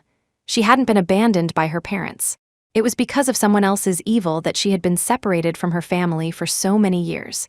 She had a home after all. Seeing Aurora staring out the window, lost in thought, Ryan asked curiously, "Yanyan, what are you thinking about?" Hearing her name, Aurora turned and smiled softly. "Nothing, it just feels a little surreal, to think that I have a family too. Brother, did you know? I grew up in an orphanage. Even though all the kids grew up together, we weren't that close. Because someone was sponsoring me, a lot of the other kids bullied and isolated me. So, I just studied as hard as I could to escape that hellish place. When I finally got into university, I worked part-time and managed to save a little money. Then, I finally signed with a company and got a chance to debut, only to be drugged on my very first day. It was Ethan who saved me. Brother, I know you want to ask me why I loved him so much. It's because, to me, Ethan was like an angel who fell from the sky. He pulled me out of the mire. In my short and long life, he was the first person who ever made me feel loved and warm. Chapter 20. Ethan knew how much I wanted a home, so he bought an apartment for me. Everything inside was decorated and arranged according to my tastes. He told me that was my home. I know that dating the president of the company would cause a lot of controversy. A lot of people looked down on our relationship, thinking I was a kept woman, that I was using him to get ahead. But I never cared what others thought of me. All I ever wanted was a home and love, and I got both from him. So, for those 3 years, Ethan was my entire world. I was willing to do anything for him. But I never imagined he was just using me as a substitute, that he tricked me into signing that ironclad contract. So, I was fooled once again. By this point, tears were streaming down Aurora's face. Ryan's face was full of sympathy. He pulled her into a hug. "Yanyan, it's okay. Everything is better now. I'm taking you home. From now on, Mom, Dad, and I will love you doubly. You will never lose your home or love again." Aurora hugged him tightly, her voice choked. "Brother, you and Mom and Dad will never leave me, right?" Tears welled in Ryan's eyes as well. He stroked her head and promised, Yes, we will never leave you. We will always be your strongest support. Yan, don't cry. From now on, your brother won't let you suffer even the slightest grievance. Aurora had been shocked to see that Ryan had a private jet. But now, as the jet landed on the helipad of the Kingsley estate, she was truly stunned. As the plane was descending, she had looked down and gasped. The entire sprawling estate belonged to her family. She had never truly grasped the concept of being the wealthiest family. In her mind, it just meant they were very rich. But now, standing on an estate with a massive helipad, she finally understood the weight of those words. Seeing her astonished expression, Ryan couldn't help but smile. He took her hand and led her off the helipad. Yan, from now on, you're the mistress of this house. Everything in this estate belongs to the Kingsley family, which means it all belongs to you. If you want anything, just tell your brother. As an A-list actress, Aurora had earned a lot of money over the past 3 years. But with the death of her identity, all that money was frozen in the bank. She had written a will long ago, stating that if she died, all her assets were to be donated to charity. Now that Aurora Kingsley was legally dead, her fortune would be donated as she wished. This was her greatest comfort. She couldn't bear the thought of all her hard-earned money ending up in Ethan's hands. The Kingsley estate was so large that after leaving the helipad, Ryan led her to a vehicle similar to an airport shuttle. Seeing her dumbfounded expression, Ryan found it endearing. Yan, you'll have to get used to it. This is just the Kingsley style. He couldn't find the right word, but Aurora finished for him, exasperated. Outrageously, inhumanly rich, Ryan burst out laughing. What can I say? The helipad is too far from the villa. It's more convenient to drive, and Mom and Dad are getting impatient. They've already called me a dozen times on the way here. At the mention of their parents, Aurora grew nervous, clenching her fists. She wondered what they would be like. She was nervous, but also excited. Although Ryan had arranged for her to video chat with them while she was in the hospital, seeing them online was different from living with them day to day. Ryan noticed her anxiety and placed his hand over hers. Yan, don't be nervous. Mom and Dad are very easy to get along with. They miss you so much. Aurora nodded. After a 5-minute drive through the estate, the vehicle finally stopped in front of a massive villa. Aurora took Ryan's hand and stepped out. She looked at the magnificent mansion, took a deep breath, and prepared to finally meet her parents. Whoosh, the villa doors swung open. 2 rows of maids in uniform stood at the entrance, their hands clasped in front of them. They bowed slightly and said in unison, "Welcome home, Miss Young Master." Chapter 21, The Grand Display startled Aurora. Before she could react, a beautiful woman and a tall man walked out of the villa. It was Eleanor and Charles Kingsley. Eleanor ignored her son and walked straight to Aurora, taking her hands. The moment she saw Aurora, tears welled up in her eyes. "Yan, my child, you're finally home." "Mom!" Aurora looked at the beautiful woman before her, and the word came out instinctively. Hearing this, Eleanor broke down completely. She repeated "yes" several times before pulling Aurora into a tight hug, her voice choked. "Yes, yes, my good girl. It's good that you're back, it's good. I thought I would never see you again in this lifetime." Eleanor's warm embrace made Aurora feel, for the first time, the emotions of motherly love and family. Perhaps it was a mother-daughter connection, but she felt a natural warmth from Eleanor that was irresistibly moving. Aurora cried too, hugging her mother back. "Mom, I'm back. It's so good to see you all. I really do have a family." Hearing this, Eleanor cried even harder. "Yan, I'm so sorry. It's all my fault. I didn't watch over you properly, and I let those bad people take you away." "Mom, it's not your fault. It was their fault." The mother and daughter wept in each other's arms at the doorway. Seeing this, Ryan and Charles also had tears in their eyes. Just as the scene was about to become overwhelming, Ryan stepped in to mediate. He gently hugged them both. "All right, Mom, Yan, let's not stand here crying at the door. Let's go inside and eat." At his words, Eleanor quickly wiped her tears and took Aurora's hands. "Yes, Yan, you and Ryan have been traveling all day. You must be starving. I made a huge feast for you. I didn't know what you like to eat, so I made a lot of things. Come inside and try them." Aurora smiled. "Okay, I'll love anything you made, Mom." Hearing this, Eleanor's expression finally brightened into a smile. "See, Yan is so sweet. Not like your brother, who only knows how to eat." Ryan, caught in the crossfire, threw up his hands in mock despair. Well, it looks like with my sister back, I have no status in this family anymore. Eleanor shot him a look. You never had any to begin with, Aurora laughed. All right, let's go eat. As they walked, Aurora noticed Charles, who had been standing a few feet away, watching them. He was a man of few words, wearing gold-rimmed glasses. Time seemed to have left few marks on his handsome face. Aurora stopped in front of him and gave him a hug. Dad. Charles's embrace was warm and strong, making her feel safe. He stroked her head and said with emotion, Our Yanyan is all grown up. It's good to have you back. Aurora saw a hint of moisture in his eyes as well. She wiped the tears from her own. Dad, Mom, brother, from now on, our family of 4 will never be separated again. Chapter 22, having already been stunned by the luxury of the Kingsley estate, Aurora was fully prepared for what she would find inside the villa. Eleanor led her to the dining table and immediately ladled a bowl of soup for her.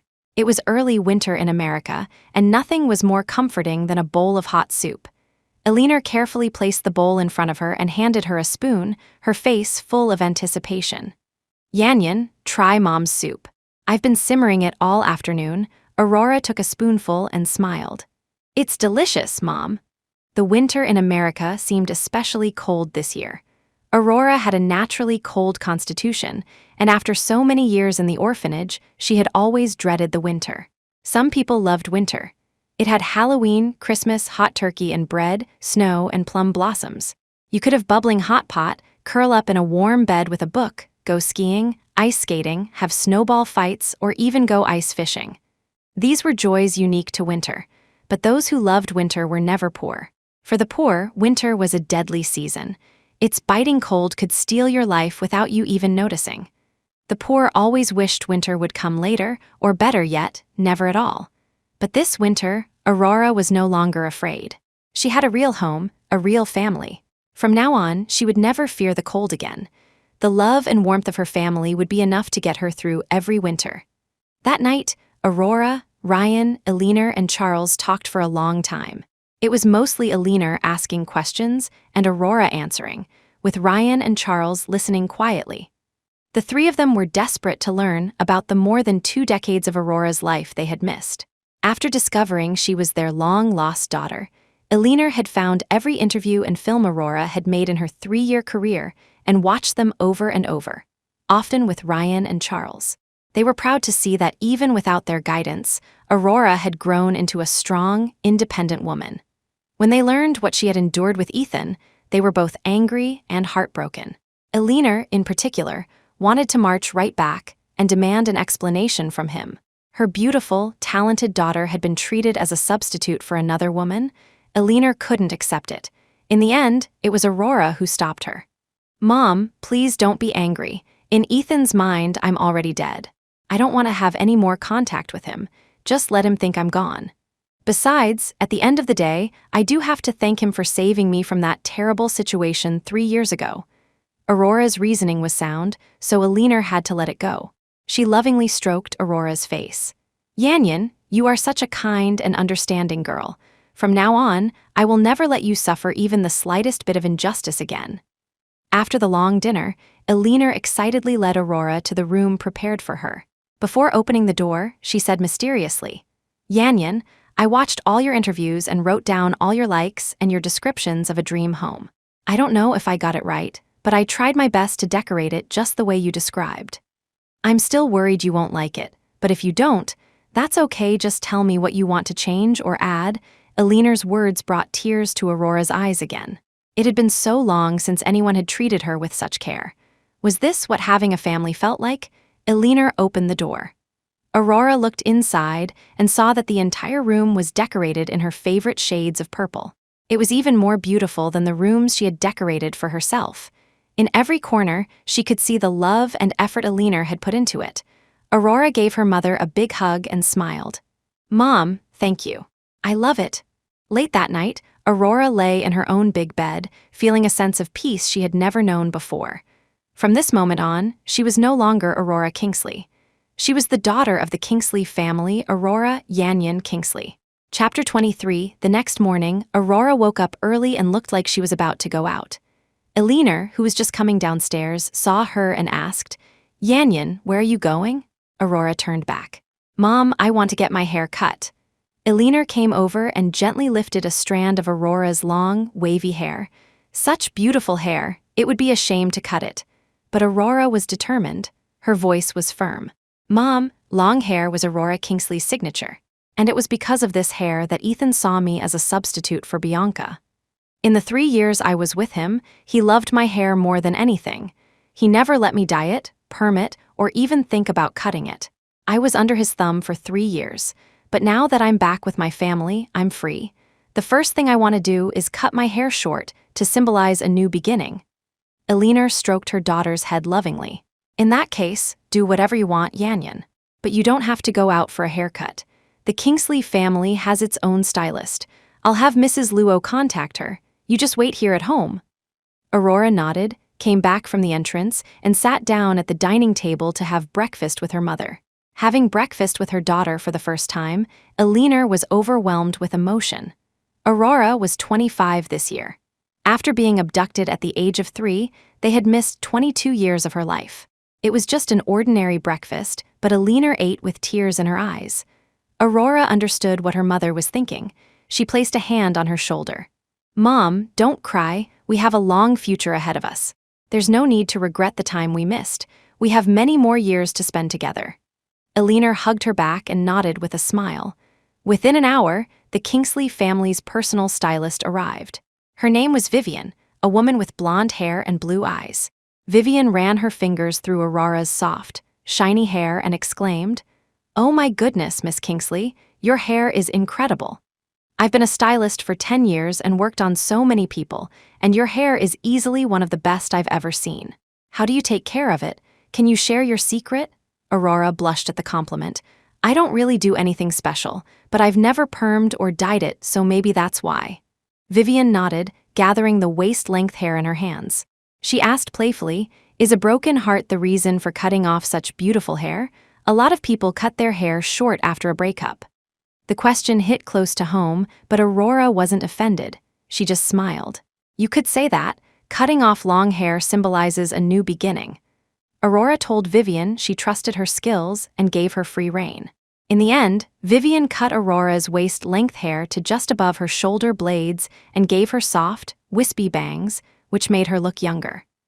Aurora looked at the short-haired girl in the mirror and felt an unprecedented sense of lightness.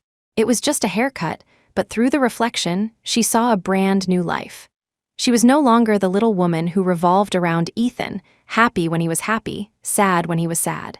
The old Aurora had been like a puppet on his strings. But that life was over. From now on, her life was full of infinite possibilities. Chapter 24, returning to the Kingsley family, Aurora felt a sense of security she had never experienced before. She spent 2 months at home, recovering and traveling with Eleanor and Ryan. The culture and customs in America were very different from her home country, but Aurora, despite being there for the first time, found that she loved it. When Ryan wasn't busy, he would take her to parties or on outdoor adventures.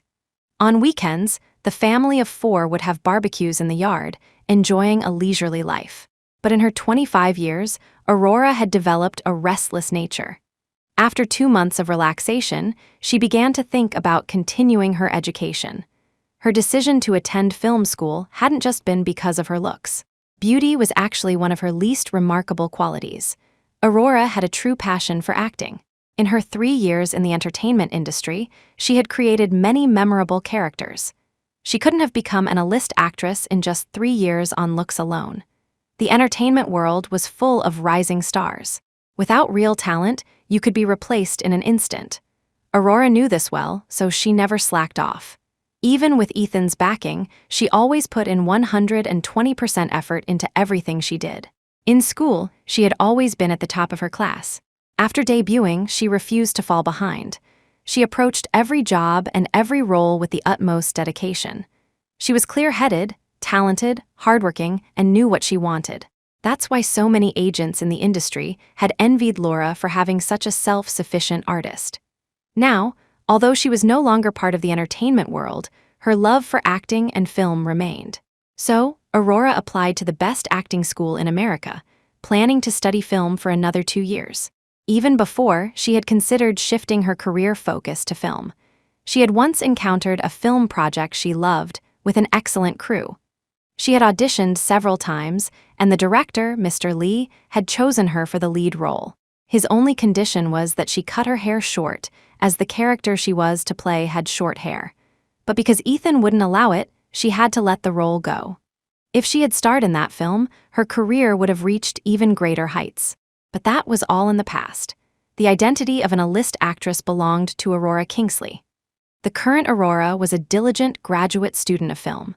Having been in the spotlight before, she knew that even though she was in America, where no one should recognize her, if she re-entered the film industry as Aurora Kingsley, people would quickly realize she looked exactly like the dead actress. After careful consideration, she decided to pursue a career behind the scenes. This way, she could pursue her dream of filmmaking without inviting unnecessary trouble. Aurora had been away from school for so long. Returning now, after a 3-year absence, filled her with an indescribable feeling. She was the first to arrive in the classroom every day and would linger after class, peppering her professors with questions about anything she didn't understand. Even in subjects she hadn't excelled at before, Aurora worked twice as hard to close the gap. As a result, she consistently held the top spot in her program.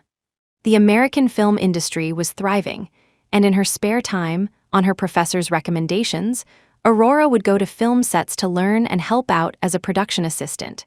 To completely sever ties with her past life as the actress Aurora Kingsley, she went by a new professional name, Christy, both at school and on film sets.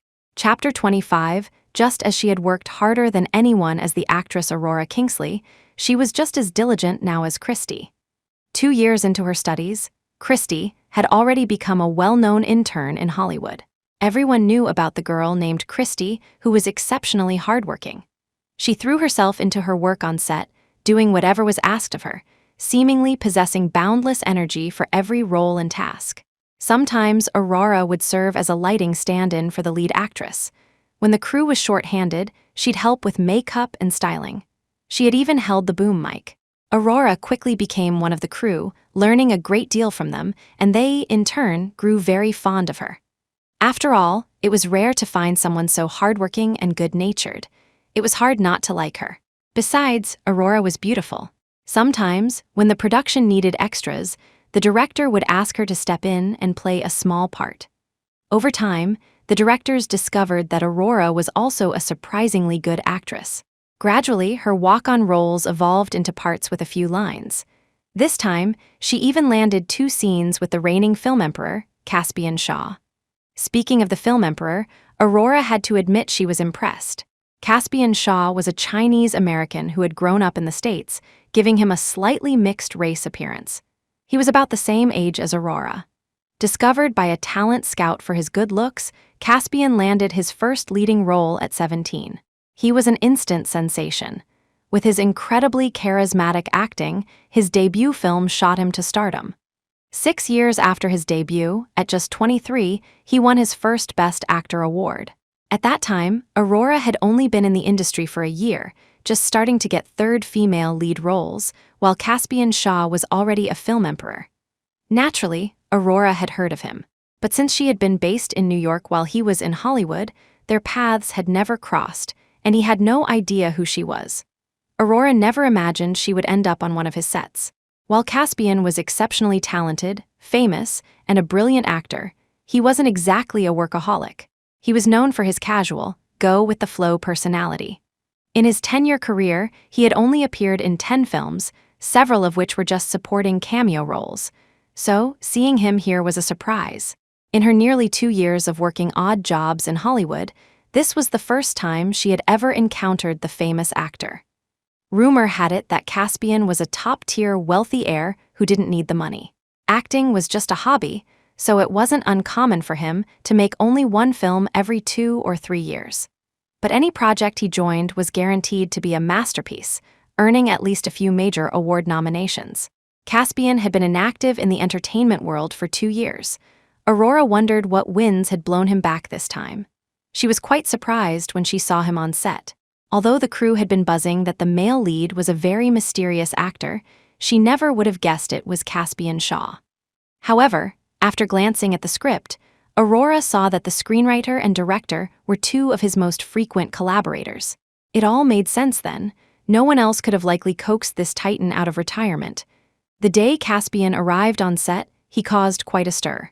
He was breathtakingly handsome, tall and long-legged, with sharp brows and star-like eyes. Even in Hollywood, surrounded by handsome Western actors, he held his own.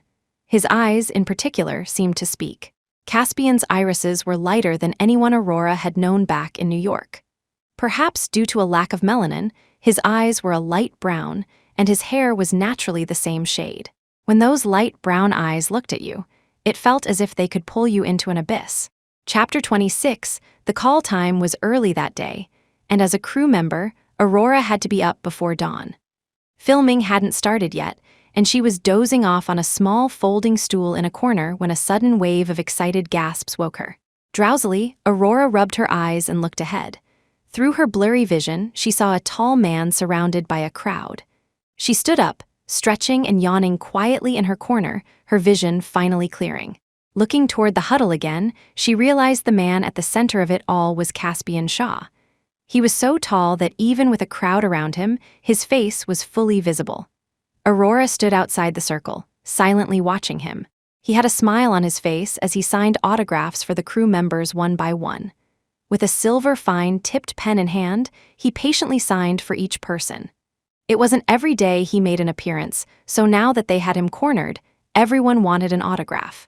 "Don't rush, one at a time," Caspian said soothingly as he signed. "I got here early, so everyone will get a chance." Aurora watched him quietly. He hadn't even been through hair and makeup yet. His soft brown hair fell gently across his forehead, making him look surprisingly docile. As he lowered his head to sign, Aurora could see his thick eyelashes even from a distance. A Hollywood publication had once called Caspian Shaw the most suitable Eastern face for the big screen because he had strikingly defined features, a flawless face from every angle. When a face that handsome was magnified on the big screen, its beauty was only amplified. Aurora had seen his movies in theaters before. Caspian was undeniably good-looking, even when his characters were grimy and disheveled. She had assumed his on-screen appeal was enhanced by cinematic quality and character filters. But seeing him in person now, Aurora realized he was even more handsome than he appeared on screen. He was only wearing a simple black hoodie, yet he stood out from the crowd effortlessly. Since she was in a corner where no one was paying attention, Aurora studied him unabashedly, her thoughts drifting away as she watched. By the time she snapped back to reality, the crowd around Caspian had mostly dispersed. Only one last, excited female crew member was waiting for her autograph.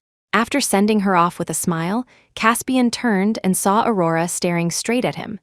He had noticed the woman watching him from the corner while he was surrounded. He hadn't thought much of it, assuming she was just another fan. But she never came forward to ask for an autograph, which he found a little strange. Now that the crowd was gone, Caspian finally had a chance to get a good look at her. Aurora was beautiful. Her glossy black hair fell to her collarbones, and her fair, radiant features were framed by the wavy locks, giving her a captivating, alluring charm. Even for Caspian, who was used to seeing beautiful women in the entertainment industry, the sight of her was striking. He started walking toward her. When Aurora saw him look her way, their eyes met for a fleeting moment before she quickly averted her gaze. Caspian's eyes were too captivating, one could easily get lost in them. Aurora didn't dare meet his gaze, but she noticed he was walking directly toward her. Puzzled, she glanced to her left and right. She was the only one standing there. Was he really coming for her? Chapter 27, Caspian stopped in front of Aurora, noticing she was quite tall. At this close distance, she came up to his chin. Being so tall, Caspian often had to crane his neck down when talking to women. It was especially a problem when filming opposite shorter actresses, where the prolonged bending often gave him a backache. But standing in front of Aurora now felt comfortable. He didn't even have to consciously look down to see her face. He glanced at her feet. She was wearing sneakers, not heels. A pleased smile touched his lips as he raised an eyebrow and held something out to her. Seeing the object in her peripheral vision, Aurora instinctively took it. She had been wondering what he was handing her. When she looked down, she realized it was a signed photo of him. Aurora fell silent. Did he think she was a fan? It was true she had seen all of his films, but she wasn't actually his fan. For the past 3 years, her heart and soul had belonged to Ethan Harrison, and for the 2 years since, her mind had been consumed with her studies and self-improvement. She had no room to be a fan of anyone. Just as she was debating whether to tell him the truth, Caspian spoke first. "I saw you watching me from over there, but you didn't come over. I figured you might be a fan but were too shy, so I signed an extra one for you." Aurora felt a flush of embarrassment. She couldn't believe he had noticed her gaze, even while surrounded by so many people. She had thought he would never see her, which was why she had stared so brazenly. Not only had he noticed, but he had mistaken her for a fan. What she hadn't expected at all was his thoughtfulness signing an extra photo and waiting for the crowd to leave to give it to her personally because he thought she was shy. A small tremor went through her heart. "Thank you, Mr. Shaw," she said. "I love it." This time, her thanks were sincere. She felt that people with such keen observational skills and consideration for others were rare. To her, Caspian was a renowned senior actor, a film emperor. To him, she was just a crew member he had never met. Yet he had taken the time to be mindful of her feelings. His sensitivity was admirable. There were no cameras or outsiders around, which meant his gesture was a product of good breeding, not an act. No wonder Caspian had reached the pinnacle of his profession and was so well liked. Anyone who worked with him seemed to adore him. This must be his charm. Seeing her earnest expression, Caspian couldn't help but smile. When he did, 2 charming canines peeked out, and the smile was so bright it momentarily stunned her. "Seeing your reaction, I'm starting to think I might have been mistaken," he chuckled. "You don't seem like my fan. Sorry, looks like I got ahead of myself." Caught, Aurora felt another wave of embarrassment, but she answered honestly. "You're right, I'm not really your fan, but I am a loyal viewer of your work." She searched for the right words. "I've seen all your films, you're a brilliant actor, and I love your work." As if afraid he might be offended, she quickly added, "But after seeing you in person today, I've decided to become a fan. Starting today, I'm officially on your side." Aurora pressed her forehead. Why did she still have this terrible habit of rambling when she was nervous? Babbling like this in front of Caspian Shaw, he probably thought she was crazy. When he didn't reply for a long moment, her heart sank. She nervously glanced up at him, only to meet a pair of smiling eyes. His light brown irises crinkled into beautiful crescents. Caspian covered his mouth with his fist, letting out a soft laugh. His playful voice reached her ears. "All right then. Since you've decided to be my fan, you're not allowed to leave the fan club. Ever." Chapter 28, Aurora's eyes widened at his words. She had thought her nonsensical rambling would annoy him, but she never imagined he would respond to it so seriously. As Caspian's smiling eyes remained fixed on her, she could only nod.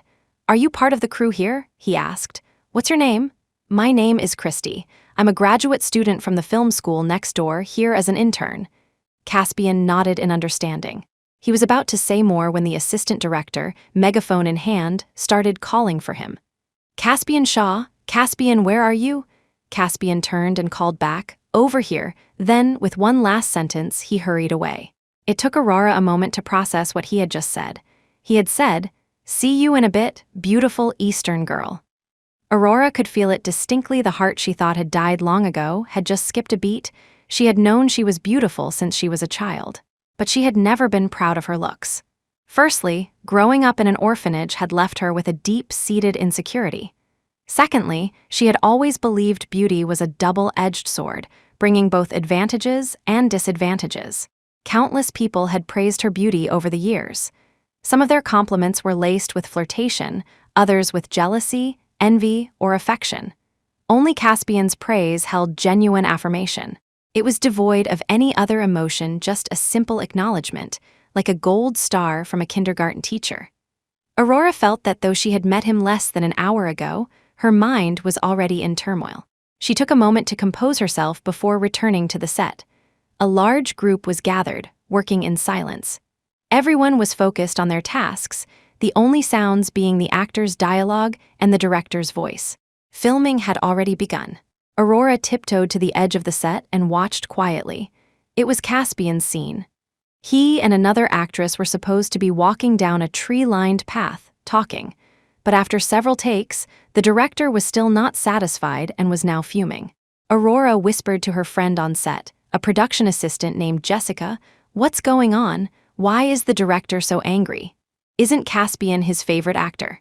Jessica glanced around to make sure no one was listening before pulling Aurora closer and whispering in her ear. "It's not Caspian's fault. It's Jennifer, the actress he's with. She's only 5'4", but to land the role opposite him, she lied and said she was 5'8". When she stood next to him, the height difference was just too much. There's almost a foot between them, so they can't be framed in the same shot properly. That's why the director's so furious. You know how he hates it when people lie to his face. Jennifer's probably finished. He'll blacklist her permanently after this." Aurora looked shocked. Back when she was in the New York entertainment scene, she knew people fudged their height, someone who was 5'2" claiming to be 5'3", or 5'10" claiming to be 6 foot. That was common. But she had never seen anyone brazen enough to lie by a whole 4 inches. Were people really that desperate for the perfect image these days? Chapter 29, Jennifer had come to set wearing a pair of platform shoes with 2 extra lifts inside, so she hadn't looked too short at first. She had been secretly gloating. Landing a role in such a high-caliber production opposite Caspian Shaw was a huge opportunity. After the movie came out, she was sure to get noticed. Maybe she could even stir up some buzz as an on-screen couple with him. Once her fame grew, more doors would open. Jennifer was congratulating herself on her cleverness. That was until she changed into her costume, and the director asked her to swap her shoes. It was common for actors in modern films to use their own clothes or shoes. But Jennifer's shoes were expensive and far too flashy, clashing completely with her character's simple, down-to-earth persona. Actors serve their roles, so the director had no choice but to ask her to change. He never expected that one simple request would expose her lie. The director flew into a rage and immediately ordered her off the set. "Jennifer, get out of that costume and get out of my sight, and don't you ever show your face in front of me again. I hate liars." After Jennifer was kicked out, the production came to a halt. Without an actress to play opposite him, Caspian couldn't exactly finish the scene by himself. Fortunately, it was the first day of shooting, so replacing her now wouldn't be too much of a hassle. The director, his face grim, called over the casting director. "Do we have an alternate for this role? Can they get here before this afternoon? The weather won't be this good tomorrow or the day after. We have to finish these 2 scenes today." The casting director immediately started making calls. But after contacting several people, the answer was always the same. Either they weren't available or they couldn't make it in time. Some even turned the role down, deeming it too insignificant. It was a minor supporting part with only 2 scenes. Even though it meant acting opposite Caspian Shaw, the character's total screen time in the film was unlikely to exceed 15 minutes. Many weren't interested. Most moderately successful actors had a bit of an ego. If they could play a lead, they wouldn't stoop to a supporting role. After all, the pay, the billing, and the screen time were worlds apart. The casting director spent nearly an hour on the phone, but couldn't find a single person to take the part. Hearing the news, the director's expression darkened further. Caspian, on the other hand, seemed unbothered, even finding the time to joke. "Director, why don't you just call that actress back?" "I don't mind." The director shot him a glare. "Well, I mind you can't even fit in the same close-up, and the height difference in a wide shot is just ugly. I'd rather die than shoot something that hideous." Caspian just smiled, not replying immediately. His gaze swept across the set and quickly locked onto a figure whispering with someone else. "Actually, director," Caspian said casually, "there's a suitable candidate right here on set." "Who are you talking about?" The director looked at him, puzzled, before a flash of inspiration hit. He yelled toward the crew, "Christy, are you here?" Startled by the sudden call of her name, Aurora felt like a student caught whispering in class by the teacher. She peeked out. "Director, I'm here." "Christy, come save the day. I need you to do a scene with Caspian." Chapter 30. Aurora was sure she was hearing things. Her act with Caspian Shaw? One minute she was enjoying the drama, and the next, the problem had landed squarely in her lap. She couldn't tell if this was a good thing or a bad thing. The entire crew was now looking at her, and she felt like she was being pushed into the spotlight against her will. She couldn't very well refuse, so she steeled herself and walked over to the director. "Me. Director, are you sure?" The director looked her up and down, growing more and more pleased. Although Aurora was from the east, so was Caspian. The two of them standing together looked much more compatible than he and Jennifer had. Plus, Aurora was tall. The director tugged on Caspian's sleeve, pulling him next to her. The top of Aurora's head reached just below Caspian's lips. Their height was perfect. The director clicked his tongue in satisfaction.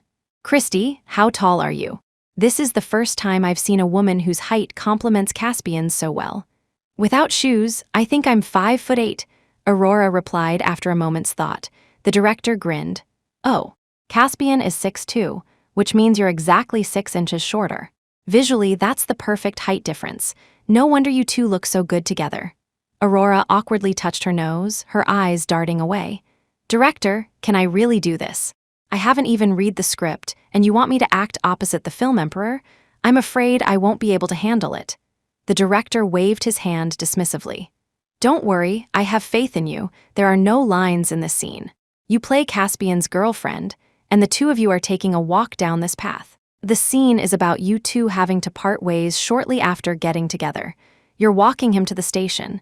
You don't want him to go, but you have no choice. Halfway down the path, Caspian will take your hand. You need to act surprised and happy, with a hint of shyness. When you reach the end of the path, you look at each other reluctantly. Finally, he gives you a hug and turns to leave." Aurora nodded to show she understood, and the director sent her off for hair and makeup. As the makeup artist worked on her face, Aurora kept thinking about how she would perform the scene. A scene without dialogue might sound easy because there were no lines to memorize, but in reality, it was much harder. When there was no dialogue, all the plot and emotion had to be conveyed through the actor's expressions. There was a saying in the industry: silent performance is many times more difficult than performance with dialogue. Fortunately, the character's personality was quite close to her own, so she wouldn't have to add too many artificial layers to her performance.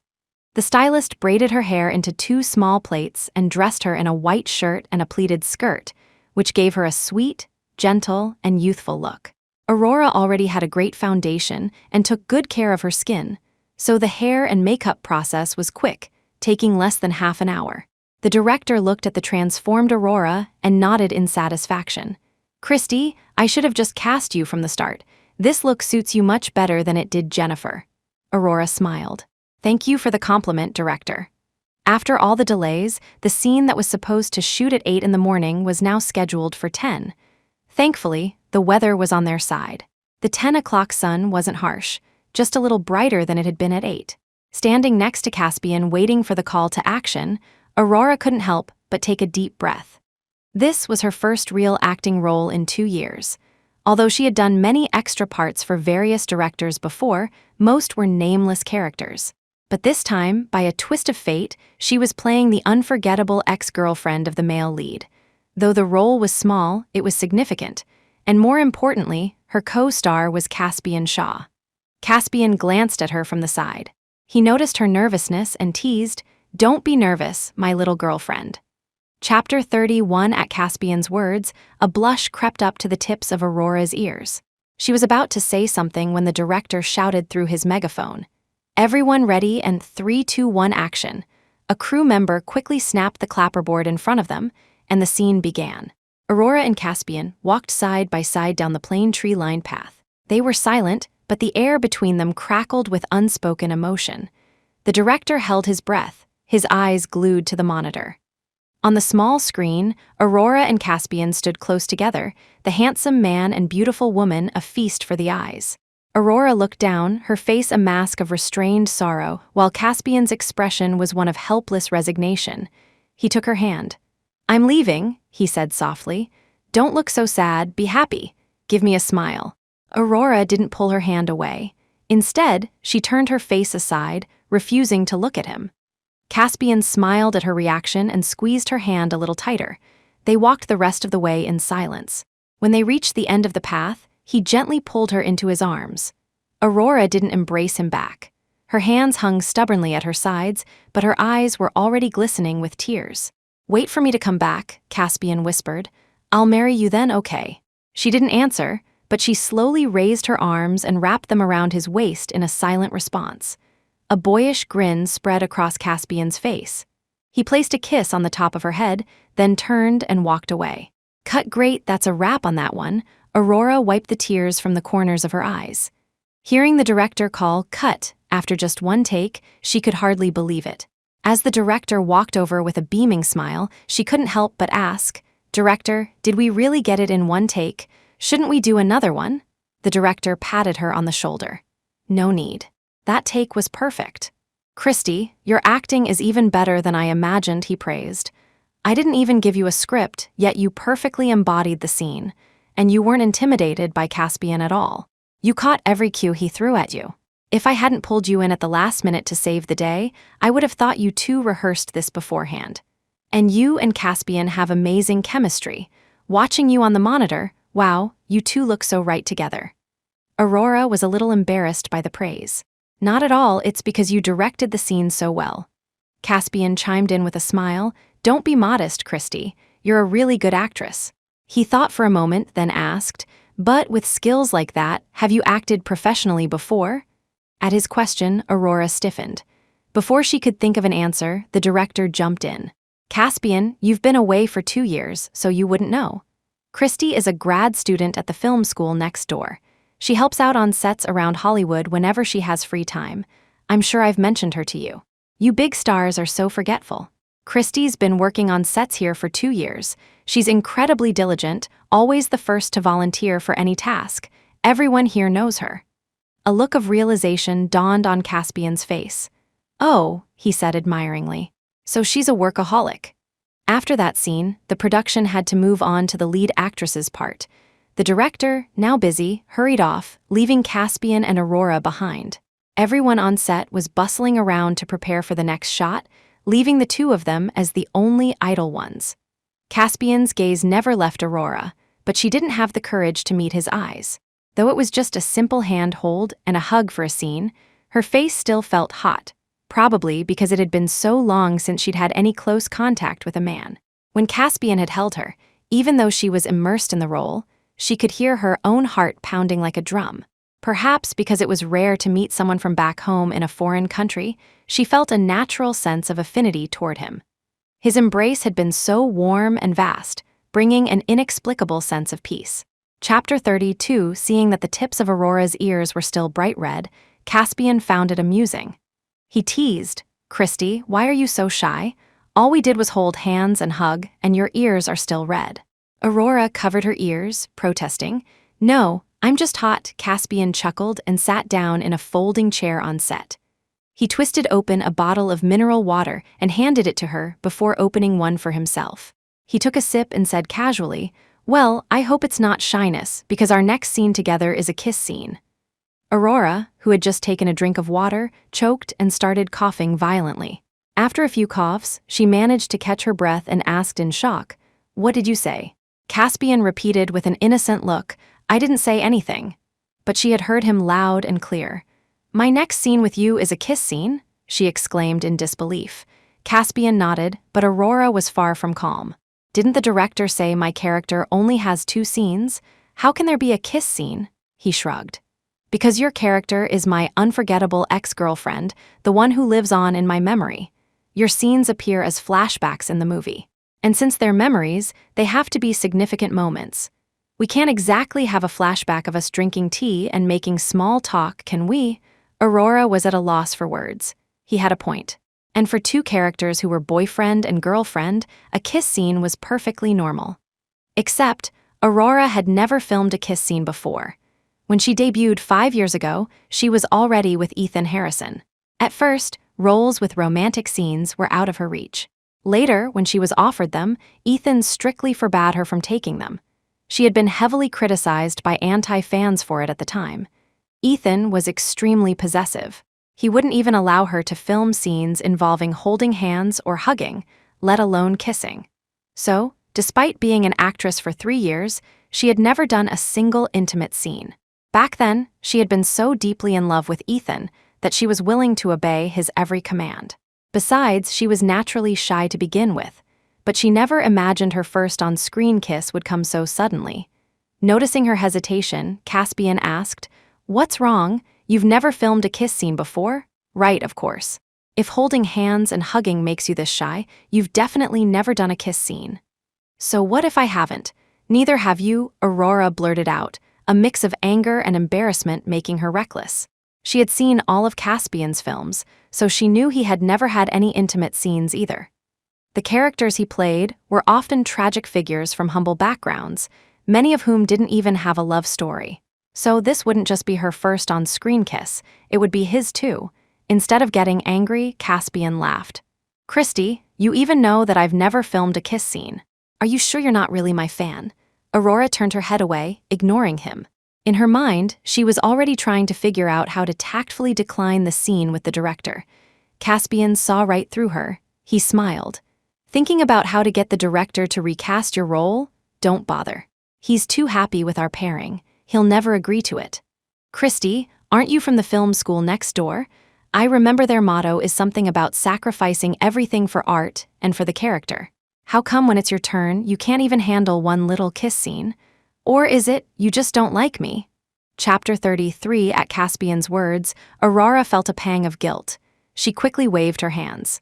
No, how could I possibly dislike you, Mr. Shaw? I've never done it before, so I'm a little shy. Seeing her like this, Caspian felt an urge to tease her more. He put on a serious face. Since neither of us has done this before, we'll just have to practice a few times. Besides, they'll need to shoot from multiple angles, so we'll have plenty of chances to practice. Ever heard of an 8-camera kiss scene? Aurora's eyes widened in shock. 8 cameras? Didn't that mean they would have to shoot the same scene from 8 different angles? And there was no guarantee they would get it right on the first try.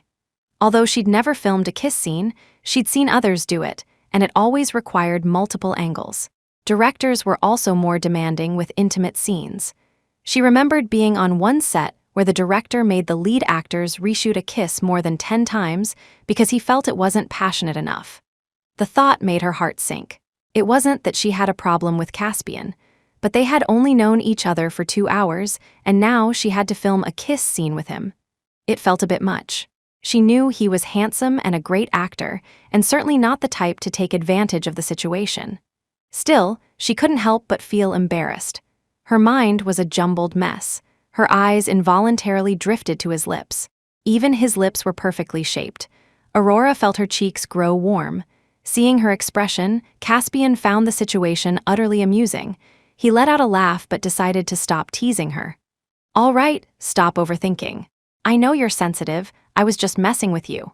I'll go ask the director if we can fake the kiss using camera angles. As long as you cooperate, we should be able to get it in one take. I won't take advantage of you. His magnanimous words made Aurora feel a little small-minded. He was right. As actors, they should be willing to give everything for their roles. And here she was, fussing over a single kiss scene. It was hardly the mark of a good actor. In her heart, Aurora knew she was a good actor. She had refused all intimate scenes in the past because of Ethan's despotism. But she and Ethan were long over. It was time for her to take this step, just as she had cut her long hair. The blush faded from her cheeks. She looked at Caspian, shook her head, and said, "It's okay, I don't mind. As a professional actress, I can perfectly execute all the requirements of the script for this character." As evening approached, it was time for their final scene together.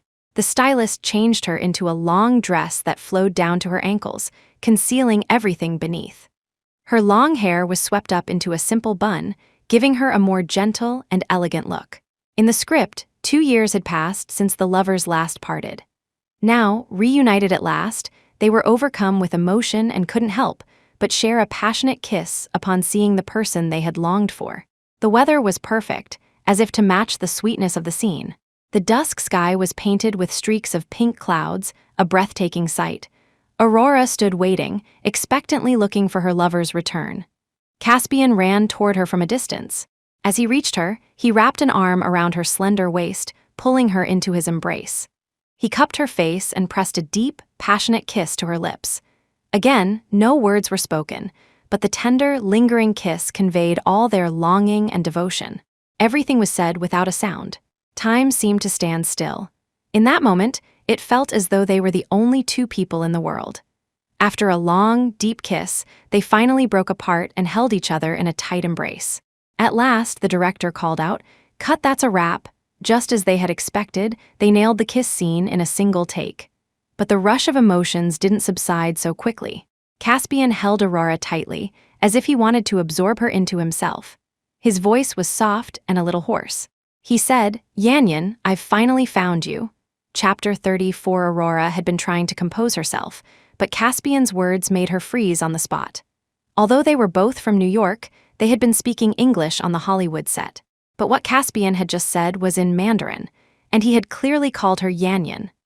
Aurora didn't know if the Yanyan he spoke of was the actress she once was, or the person she was now, Aurora Kingsley. A sliver of fear crept into her heart. She abruptly pushed him away and demanded in Mandarin, "Caspian Shaw, what did you just call me?" The commotion they made wasn't small, but everyone else was busy packing up, so no one noticed them. Caspian hadn't expected his slip of the tongue to provoke such a strong reaction. "Christy, please calm down," he said quickly, but Aurora took a wary step back. "Caspian Shaw, you knew who I was before today, didn't you?" she pressed. He sighed. "Christy, don't be so tense, I mean you no harm." She wouldn't let it go. "Answer my question, Caspian." Her fists were clenched, like a cornered animal ready to attack. She frantically searched her memory for any possible occasion where their paths might have crossed, but she came up empty. Caspian had spent most of his time in the States, while she had always been in New York before coming here. How could they have ever met? A man as exceptional as Caspian Shaw was not someone she could ever forget meeting. She was certain they had never met in New York. And since she had come to America, he hadn't even been active in the industry, making an encounter even more unlikely. So when did he get to know her? Unable to figure it out, she could only look to him for answers. After a long silence, Caspian finally relented. "Yes, I did know you, from a long time ago, 5 years ago to be exact." 5 years ago. Did that mean he knew her when she was still the actress Ming Yan? But how was that possible? That identity had been declared dead. If he recognized her, why hadn't he exposed her? 1,000 questions swirled in her mind, and she didn't know where to begin. She ran a hand through her hair in frustration. Caspian saw her confusion. "Let's find a place to sit and talk," he suggested. Aurora nodded. She needed to get to the bottom of this. If he recognized her, did that mean others could too? If her secret ever came out, she needed to be prepared. After 2 years with the Kingsley family, Aurora was accustomed to a life of luxury. When she saw Caspian's expensive car, she didn't bat an eye and got in with composure. He took her to a very private restaurant. "It's late. Let's talk over dinner." Aurora didn't have much of an appetite and just ordered a steak. After closing the menu, she cut straight to the chase. "Caspian Shaw, how do you know me?" Chapter 35. Caspian ordered a few more dishes before handing the menu back to the waiter. Only then did he turn to Aurora. "Because I'm your fan," he said. "To be more precise, I have a crush on you." His words left Aurora momentarily stunned. "You're my fan? How is that possible? 5 years ago, I was in New York, and I was a nobody when you were already famous." "How could you be my fan?" Caspian smiled. "You might not believe it, but I really am. Do you remember when you first started out? You couldn't get any acting roles, and the first commercial gig you landed was for a soft drink? I was a loyal customer of that drink you endorsed. The sales for that drink weren't actually that great, and it didn't have a spokesperson before you. I guess your boss at the time must have spent a lot of money to get you that deal," he said, laughing at the memory. His words brought back a flood of memories for Aurora. She still remembered it clearly. It was the first commercial of her career. The soft drink Caspian mentioned was a peach-flavored sparkling water. 5 years ago, sparkling water wasn't popular in the soft drink market. At the time, she hadn't understood why Ethan had given her such an obscure endorsement deal. But then she figured that since everything was a first for her, it was a new experience. For some reason, after her commercial aired, the company behind the sparkling water distributed the short, 15-second ad globally, and the returns were surprisingly good. Soon after, her face was printed on the packaging of the peach sparkling water, which she had found incredibly embarrassing at the time. But it was because of that ad that more and more people came to know her, and she started getting more commercial offers. She could still recall being a fresh college graduate, wearing a light pink floral dress and spending 2 full days shooting in a peach orchard. Even though the final cut was only 15 seconds long, she had been very satisfied.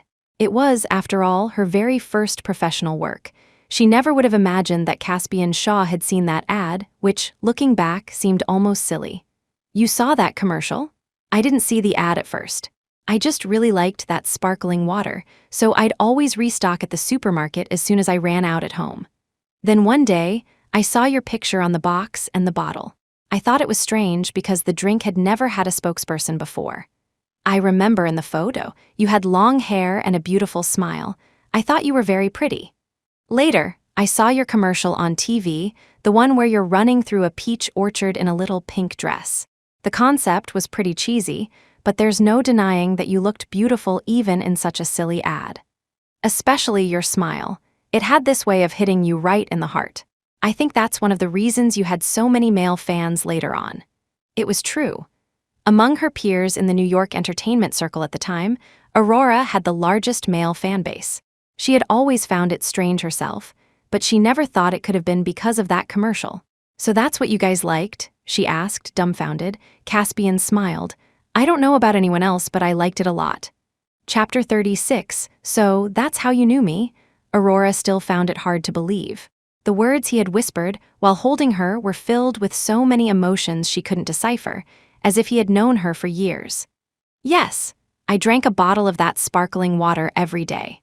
Seeing your picture every day gave me the illusion that I was seeing you every day. When your contract with the company ended and your picture disappeared from the cans, I actually felt a little lost. Later, I discovered we were in the same profession. So, in my spare time between filming, I would watch all of your TV shows and movies. I even watched your interviews and commercials. Maybe it was because I couldn't see your picture on the cans anymore. It had become a habit, and it felt strange not to see you for a day, so I had to search for you elsewhere. Over time, I got to know you through all that material. You were no longer just a flat image to me, but a real, living person. It was like we were friends who had never met. And through you, I think I started to understand how my own fans feel about me. Until 2 years ago, when you had that accident on set and Star Ocean Entertainment announced your death. After that, I lost all news of you." As he spoke, Caspian's cheerful tone grew somber. "I was on set filming that day. When I saw the obituary after we wrapped, I just burst into tears. I think I must have really liked you a lot. When I saw that you had been harmed by someone so vicious, I couldn't believe it at first. Then I was overwhelmed with grief. So after that movie was finished, I didn't take another role for nearly 2 years. It's no exaggeration to say that news of your death affected me deeply. I kept thinking, how could a girl like an angel be killed just like that? In the 2 years I wasn't filming, I traveled the world. I held on to this tiny hope. What if the news of your death was fake? What if I could somehow meet you?" After listening to his story, Aurora didn't know what to say. She had imagined many scenarios in which she might meet Caspian Shaw, but never this one. Could someone really fall in love with another person through a screen? The answer, she knew, was yes. Because she, too, in the hopeless and difficult years of her youth, had once adored someone on the other side of a screen. For a girl who grew up in an orphanage, the television was her only form of entertainment. Through that little black box, she saw the vast world. The orphanage director loved to keep the TV on the movie channel, which was probably what sparked her dream of going to film school. She still remembered the film that solidified her decision. She had watched it one night at the orphanage. The movie's story was set in an orphanage. The protagonist was a little boy from an orphanage, and for the first time, she felt a deep sense of connection to a film. In that moment, she truly understood the magic of cinema. That movie was Caspian Shaw's award-winning debut. He was 17 at the time. It was that very film that launched his incredible career. And it was because of that film that she had set out on her own path into the world of acting. So it was true that people could be on a mutual journey without knowing it. She and Caspian had influenced each other at different points in their lives. Chapter 37. From that day on, Aurora made sure to support every one of Caspian's films on opening day. She couldn't deny that she had seen all of his work, and every character he played was incredibly charismatic. This charisma came not just from the roles he portrayed, but from Caspian himself. But she had never considered herself his fan. She was more of a loyal viewer. Seeing her remain silent for so long, Caspian couldn't help but ask, "Aurora, why aren't you saying anything? Can you tell me the truth about what happened back then? Do you know, when I saw you here, hearing him use her old name, Aurora bristled. My name is Aurora Kingsley now, she snapped. Ming Yan, she died a long time ago. Caspian was taken aback by her sharp tone. He knew he was in the wrong for bringing up her painful past. Okay, Aurora, he said quickly. Don't be angry, I didn't mean to bring up bad memories. I was just concerned about you. Aurora sighed, knowing she had overreacted. It was just that the identity of Ming Yan felt like a brand of shame. Whenever she heard that name, she couldn't help but remember the 3 years she had been completely manipulated by Ethan Harrison. Her emotions calmed. I'm sorry, I got too emotional. It's just those aren't exactly good memories for me. She told him everything, how Bianca White had set her up that day, and how her brother Ryan had saved her. For some reason, Caspian exuded a natural sense of security. Maybe it was just as he said. After all those years of watching each other through a screen, it felt as if they already knew one another. When Caspian learned she was the daughter of the Kingsley family, he was astonished. The Kingsleys? The same Kingsley family I know. The wealthiest family in New York? When she nodded, he felt a sense of absurdity, as if fate was playing a massive joke on him. What is it? Aurora asked, noticing his strange expression. Caspian sighed. Yan, did you know that your family, the Kingsleys, and my family, the Shaws, are old family friends? In fact, the reason your father moved the whole family to New York was on my father's advice. And what's more, your brother Ryan and I are old acquaintances. Aurora's jaw dropped. She was speechless. Could such a coincidence really exist? My mother told me, Caspian continued, that our families even had a childhood betrothal arranged for us. But after the Kingsleys' young daughter was kidnapped by enemies and disappeared, our family couldn't bring it up again. I always knew about the missing Kingsley daughter, but I never imagined that person was you. So, you were found by Ryan 2 years ago, right? The Kingsleys threw a party for you. I received an invitation, but I was in the middle of filming and couldn't get away. I've been traveling the world for the past 2 years, so I haven't visited the Kingsleys. I did hear from Ryan occasionally, though.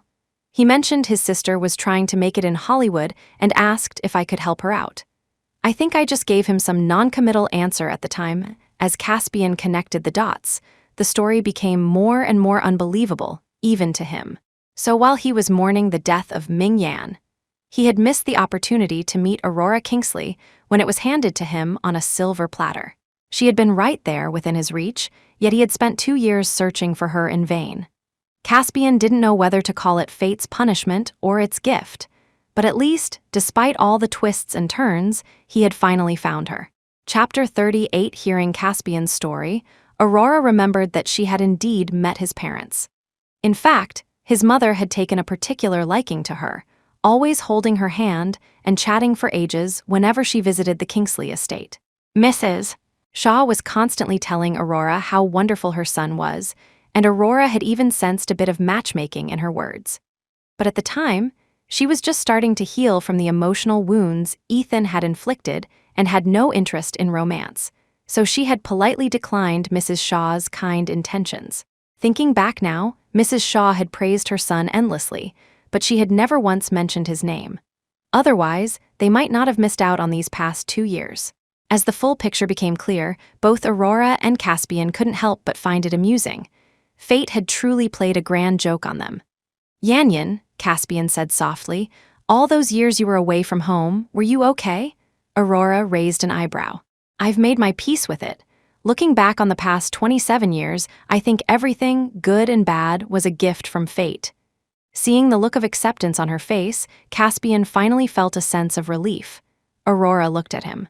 Enough about me. What about you? Why did you come back to Hollywood after 2 years? Did you manage to see the whole world in that time?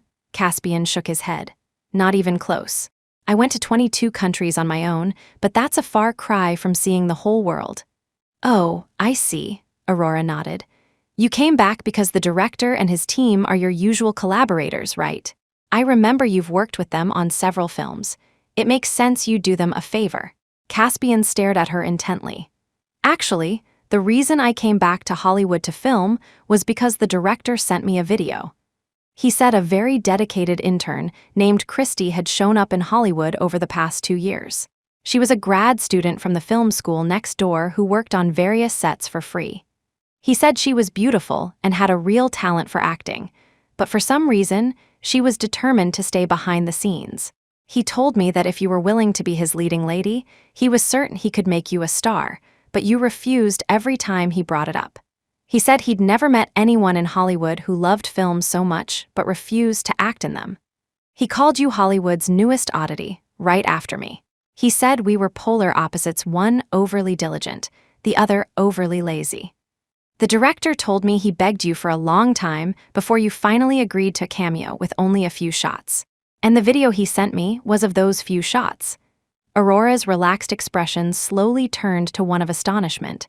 So, the reason you came back was because I was here, she asked. Yes. The moment I opened that video, I knew it was you. It wasn't just someone who looked like you. Even with the new hairstyle and different style, I recognized you instantly. I couldn't believe you were still alive, so I had to come back and see for myself. Chapter 39. Caspian's confession left Aurora with a whirlwind of emotions. She never knew that besides her family, there was someone else in the world, a near stranger, who had been so worried about her. She also didn't know that across the ocean in New York, Ethan Harrison, the man who had hurt her the most, had developed a psychological disorder from missing her too much. But Ethan was no different from a stranger to her now, so she didn't care about his problems. The person in front of her was what mattered. If only Ethan had understood that simple truth back then, perhaps they wouldn't have lost each other. Caspian, Aurora began, I truly had no idea that anyone besides my family cared so deeply about whether I lived or died. She wanted to say more, but Caspian's next words cut her off. Because I like you. His tone was uncharacteristically firm. Aurora, I've liked you since the first moment I saw you on screen. And after I learned about your personality and your tastes, I liked you even more.